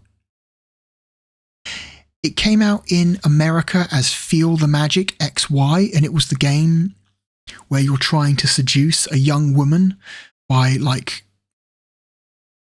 completing mini games. And that game is amazing. I love Project Rub. Project Rub is legitimately a great game. It got a lot of shit at the time because it was really short. Like, that game is 2 hours long. At most, you might finish it in an hour. Depends how good you are at the mini games. I remember that game's main criticism at the time was how short it was, and a sequel would come out for it under the name Rub Rabbits, and that game was a lot longer. That game was significantly longer than Project Rub, and then the main argument, the main criticism of the sequel was that it was too long. So poor Project Rub / Rub Rabbits couldn't catch a break. These games are awesome. The Rub Rabbit games, which I think they are known collectively now, are fantastic. They are all-time great DS games. Just don't expect them to be super deep or long, but they are fantastic for what they are. Sonic DS. So I guess this is technically what would end up be coming out as Sonic Rush, which is a great game. One of the few genuinely great post Dreamcast Sonic games. To this day, Sonic Rush is still probably one of only 4 Sonic games that have come out in the last 23 years that are actually worth playing. Oh dear. We've got a Dragon Quest game, Egg Monster Heroes, whatever that is, Monster Rancher game. Did a Monster Rancher game come out? I wasn't aware that Monster Rancher games were still being made. I'll have to look into that. I like this. Team Ninja game. I like that. Team Ninja game. I think that would eventually be Ninja Gaiden DS. There was a Ninja Gaiden game for the DS, wasn't there? I'm pretty sure there was. That's probably what this was. A SpongeBob game and a Rayman game. So the Rayman game for DS would end up just being a really, really lackluster port of Rayman 2. And it will be released under the name Rayman DS, which is, Rayman 2, at its best, is one of the best classic 3D platformers ever made of the 90s. Of the 3D platformers of the 90s, Rayman 2 is one of the best. The DS version of Rayman 2 is a fucking tragedy and is trash. Primarily because it runs like garbage. It runs awful. Rayman DS has a obscenely low frame rate. It is a real tragedy and an insult to the legacy of Rayman 2. Anyway.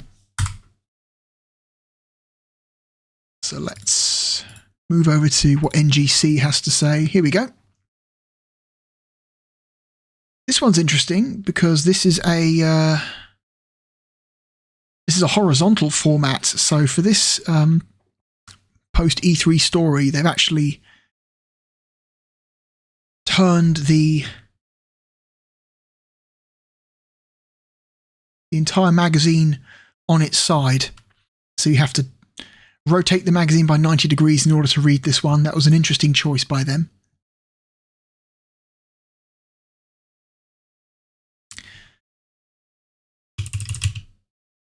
Yeah. Here to kick some ass and take names. Oh, that's right, yeah. E3 2004 was also Reggie Fils-Aimé's first major public appearance. And I believe he came out on stage, and I believe the quote was, "My name is Reggie, I'm about kicking ass and taking names." It's a legendary first. It is your first major public appearance, and that's the first thing you say. Yeah, fantastic. Reggie is now he is in history forever because of that. Reggie whips out a DS to polite applause from international attendees and yeah, frickin' A from the Yanks.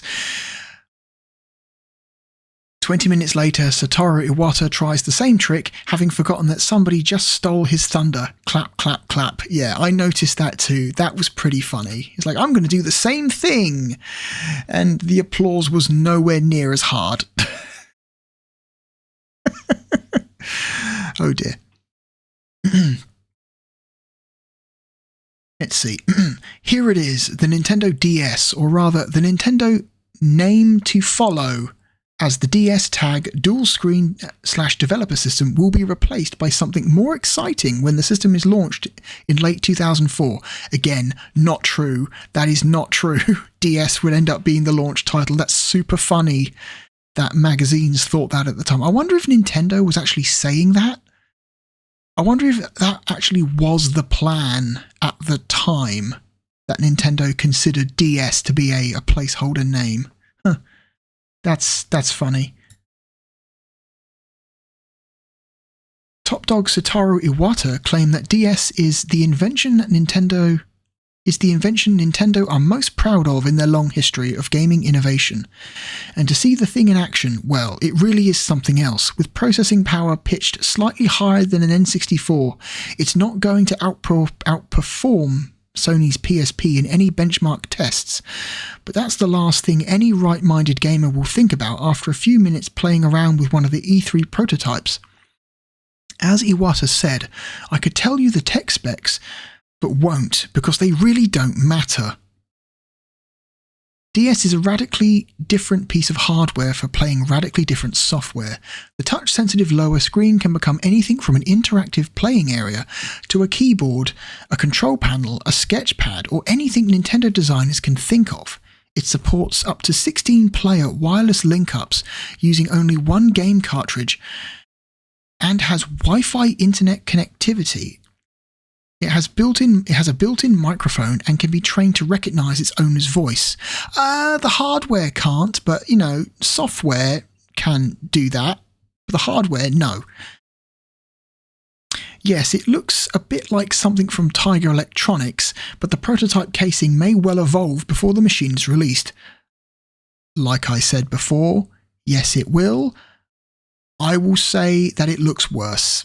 I sincerely think the launch model DS looks worse than the E3 prototype.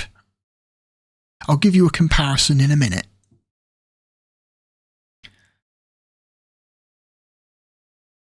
We played it to death at E3 and came away absolutely gobsmacked. DS will play host to some astonishing games, and you'll see the tech demo hints as to what they might be over the next few DS format pages. Oh, that's why they've laid out this article horizontally, because it's emulating the layout of the DS screens. Oh, I see.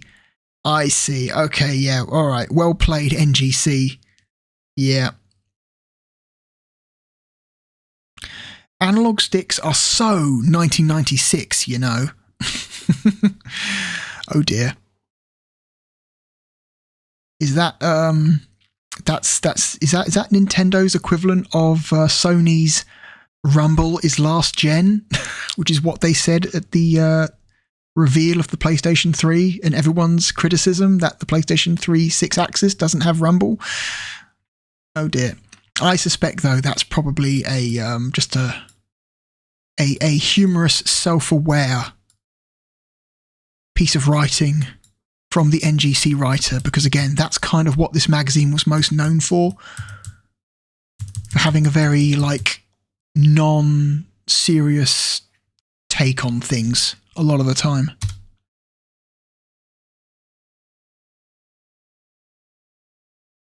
Is that the... Okay, yeah, I guess that is the next page. Okay. So, while we've got the chance, let me bring up a picture of the launch DS.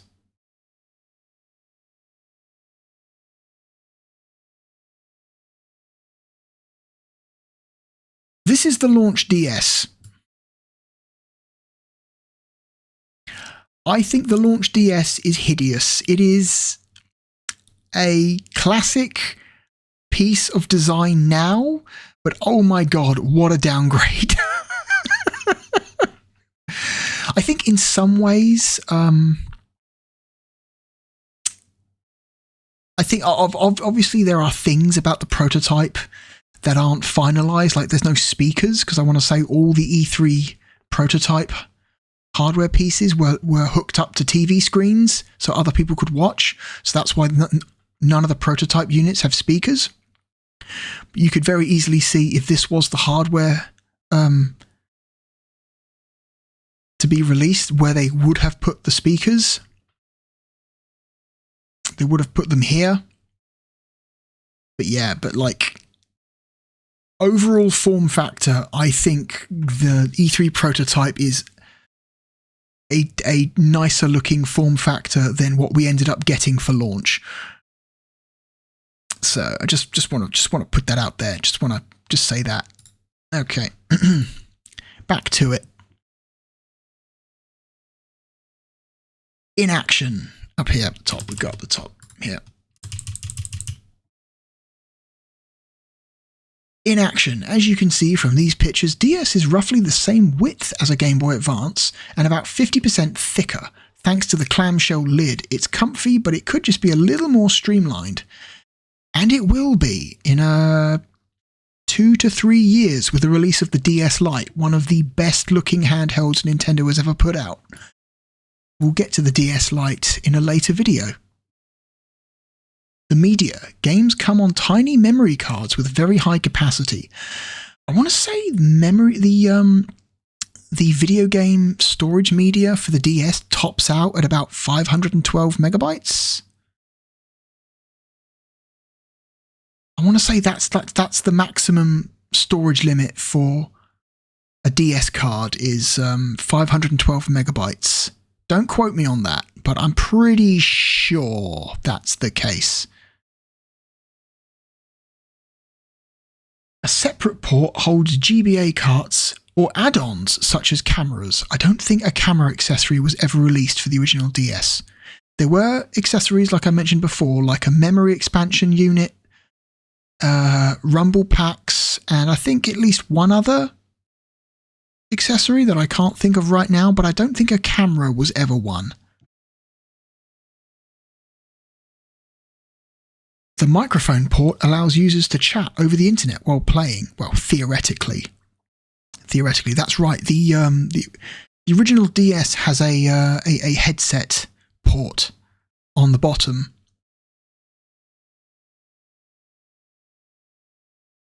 But I don't believe there were any online capable games that made use of the microphone for online chat. I do not believe that was a thing ever on this platform. Or control games using voice commands.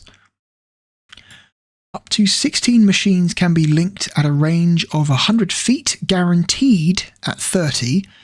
Ah, okay.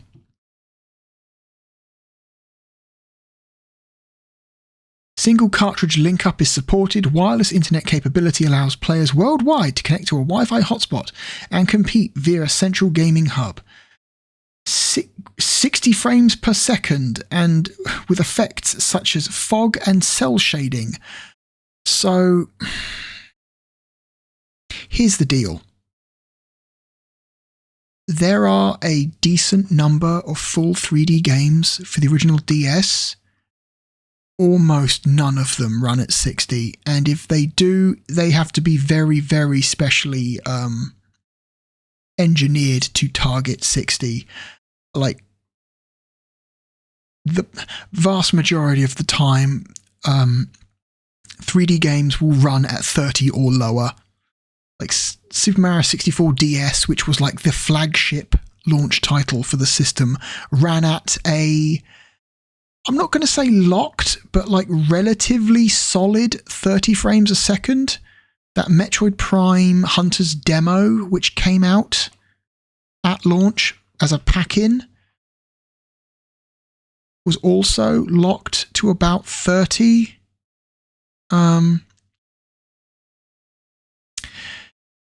If you want 60 frames a second on the DS, you're going to be playing a 2D game. That's not to say that 60 frames a second in 3D is impossible. It's just that the games that do that are designed very specifically with that in mind, and therefore have to be limited in ways that allow a frame rate like that on a handheld system of this era. So 16 channel stereo via headphones, also speakers. Again, this prototype model that we've got a close-up of does not have speaker holes, so I'm assuming these, the original unit will have a built-in dual speakers, not just one, but two, for stereo separation without headphones, and a built-in microphone. You don't need a headset to use the microphone. Power management, built-in rechargeable battery, sleep mode for saving game status. DS can reactivate itself from standby mode when receiving a message from another user. In certain games, yes. Only in certain games. But again, these are early days. These are just what the journalists are reporting. Pixel perfect. The lower screen is accurate and durable. We saw people pressing them hard enough to distort the image, but they never broke.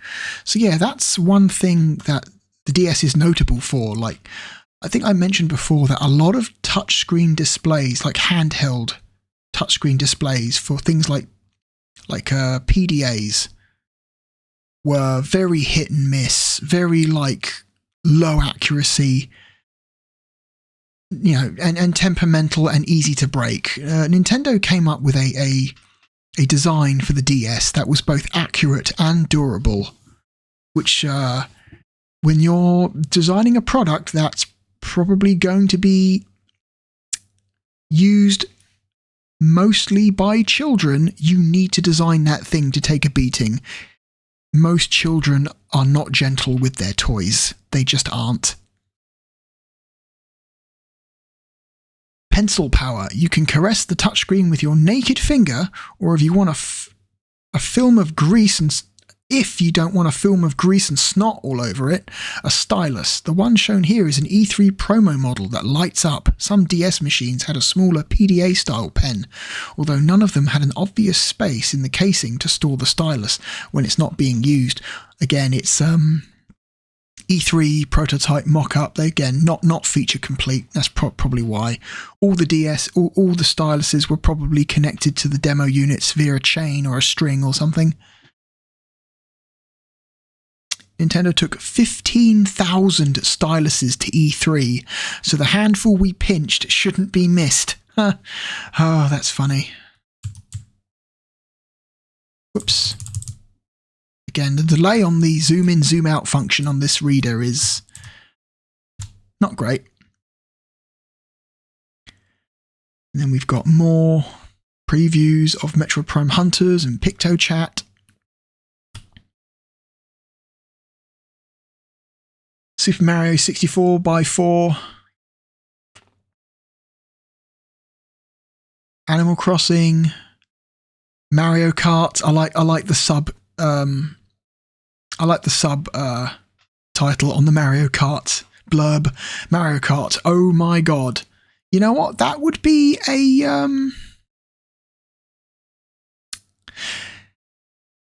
an accurate statement that Mario Kart DS is very well loved by the people who played it. Sadly not playable at the show, Nintendo's promo video shows Mario and the gang speeding around the Yoshi circuit from Double Dash, this time with only one character per kart. So yeah, this would have been the Mario Kart after Double Dash.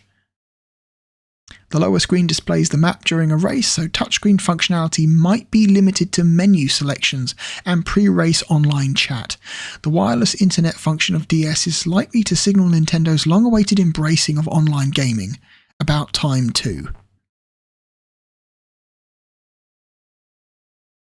Yeah, little blurb on WarioWare, New Super Mario Brothers, Pikachu DS, the carving demo, table hockey, submarine. It's only a tin full of people. They've got to say about. See what they've got to say about Steel Diver.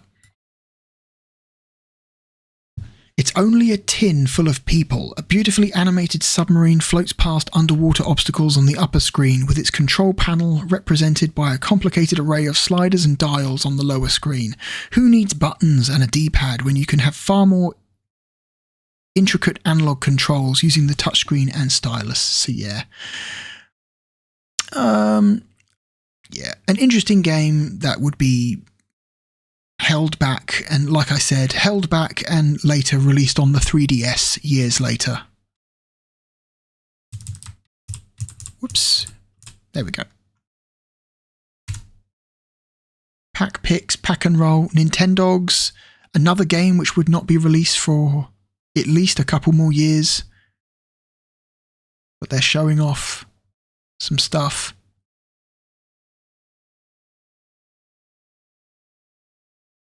So yeah, they're basically going through every single demo that was available on the show floor. And that's that. That's the end of that preview. So, oops, let's turn that off. Nope, stop. Okay, don't. There we go. Although I no longer have the magazines, I had basically almost the entire run of NGC Magazine at one point in my collection. This was years ago. I got rid of them years and years ago, so in hindsight, I wish I'd kept hold of them, but oh well, what am I going to do? I did, however, keep hold of some of the supplemental material that sometimes came packed with the magazine. So here, I still have my NGC Presents Nintendo DS, which was a little booklet that they included with the post E3 issue of NGC that is basically all the information,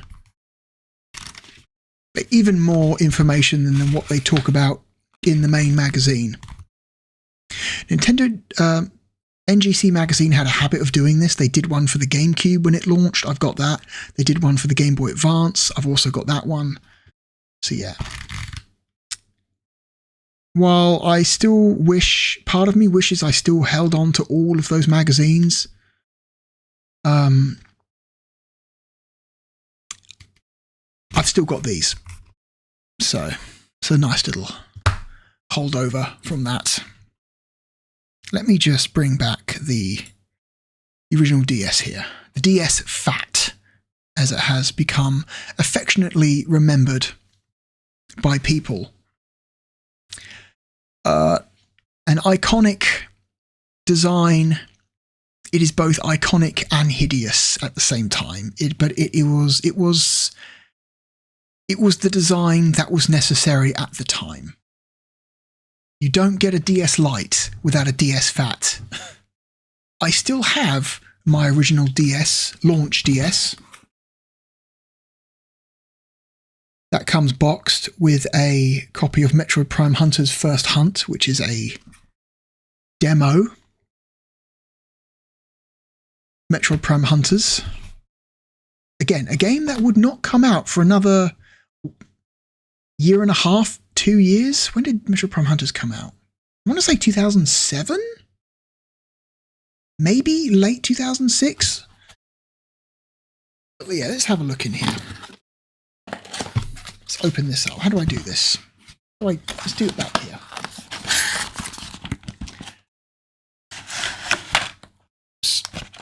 Please let go. Again, this is my original unit that I bought myself on launch day when the system first came out. Before, it was a work day, so I had to go into... It was in a branch of Woolworths, I believe. Woolworths is was a series of miniature, I guess, how would you describe them? They're not electronic stores, they're not food stores, they're not clothing stores. They're like a jack of all trades shop. They kind of sold a little bit of everything, a little bit of clothing, a little bit of toys, a little bit of electronics, you know, a little bit of books, DVDs. They sold a little bit of everything. They were like a miniature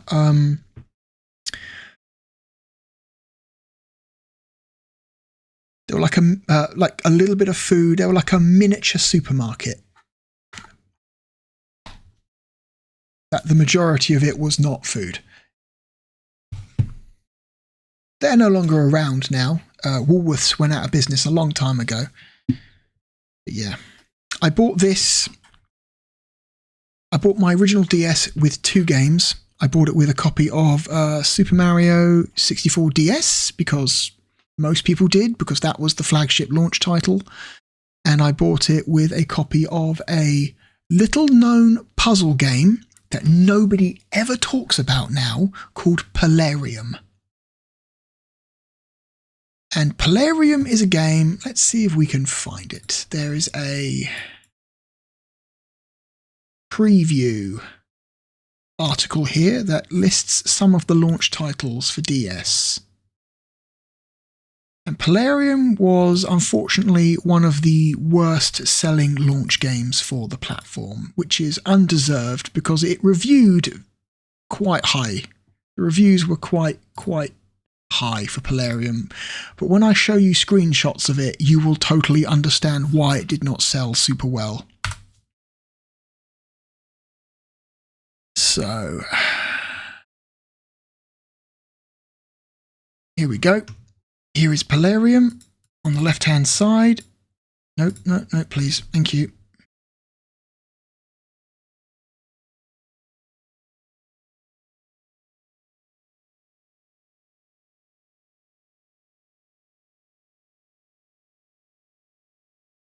And as you can see, it is a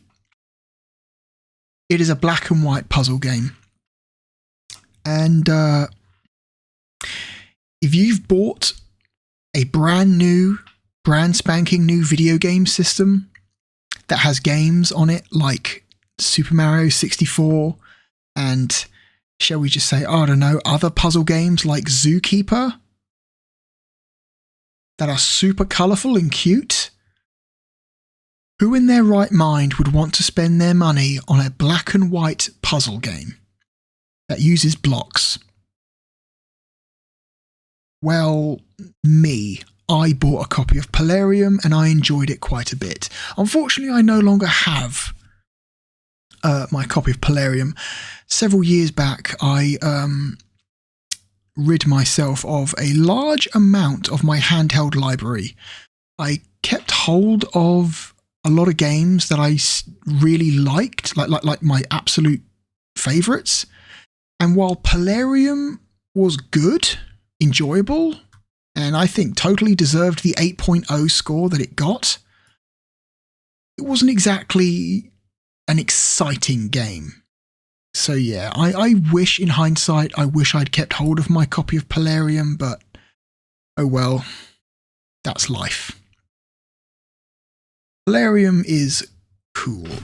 So, hang on. Get back to this. So I still have, oh my god, get out the box. I still have the original charger, the DS. I still have all the documentation, the little Nintendo VIP points card in here.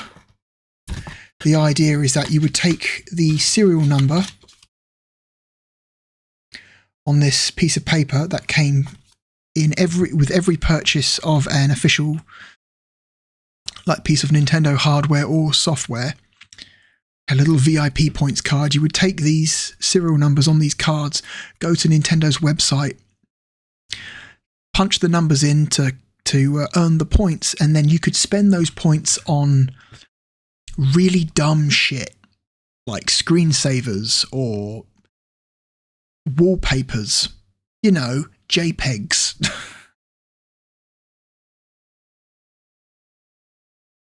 Sometimes you would get cool stuff, like you could download MIDI versions of video game music. That was neat, but yeah, vast majority of the time it was stuff like wallpapers and icon sets and things like that. Documentation, the original Nintendo DS instruction booklet, and of course, eventually at the bottom of the box, the DS Fat. Unfortunately, my original DS no longer functions. The battery no longer takes a charge. I had this thing plugged into the charger for several hours the other day. I tried multiple chargers because the Game Boy Advance SP uses the exact same charger as the original DS, so I thought, oh, maybe the charger's not working, so I tried multiple chargers, and nope. I'm just assuming the rechargeable battery inside the DS is dead. It refuses to take a charge. I suspect at some point in the future I may try to replace the battery, because luckily the battery is easily accessible behind a little door with a screw. So I'm sure there are aftermarket replacements one can purchase. But yeah, I still even have, where is it? There it is at the back. The original stylus that came with it. So many people lost these. So many people lost their original styluses, so you saw a lot of people sporting replacement styluses. Whoops, get back in there. So yeah. Original DS. I will say, as it is ugly as sin. It is hideous. Unfortunately, the original DS came out at the very tail end of the era when a lot of consumer electronics had like a silvery grey plastic casing. Like if you look at a lot of electronics from the early to mid 2000s, they had like a silvery grey case. Like a lot of TVs came in silver grey. DVD players were all silver grey. Just a lot of consumer electronics just had this colour scheme. And around 2005, 2006 was really when you started people saying, you know what, silver grey plastic sucks. Let's go back to black plastic. Which I want to say, thankfully, we have mostly stuck to ever since. Yeah. Silvery grey consumer electronics died a well-deserved death in the mid-2000s. However, I will end. One of the last things I will say is that the original DS was a really important stepping stone to the real MVP of this hardware platform, and I am of course talking about the DS Lite. Again, this is my original DS Lite. Unlike my original DS, this one does work. It does take a charge. However, it has its own problem, and that it suffered the fate that a lot of DS Lites suffered. The hinge between the screens cracked and lost all tension. So now when you open the thing up, the screen just flops. There's no tension on the screen at all. So you either have to prop it up with your fingers or lay it flat completely, which is not a huge problem, but it sucks that it has damage. This is a very heavily used device. And again, still have my original stylus. So, I mentioned at the start of this video that I'm going to be doing a short series based on the Nintendo DS. I've got a list of games I want to delve into. I've got a top 10 personal list that I kind of want to like spend time with. And then after that, I've got a small selection of games that, while they're not in my personal top 10, they are still really good or really important that I want us to spend some time with and check out. Because the original Nintendo DS, the second best-selling dedicated video game platform of all time, turns 20 next year. That's nuts. And, you know, I want to spend some time talking about it. I hope you will join me for those videos. The videos I make, while they may not be always of the highest quality or informational content, they are made with love and earnestness. And I hope you will join me for them. So, thank you for listening to me talk about this subject that I'm excited to continue in the coming series, and I will see you then. Thank you very much. My name is The Real Blue Dragon, and I will see you soon. Goodbye.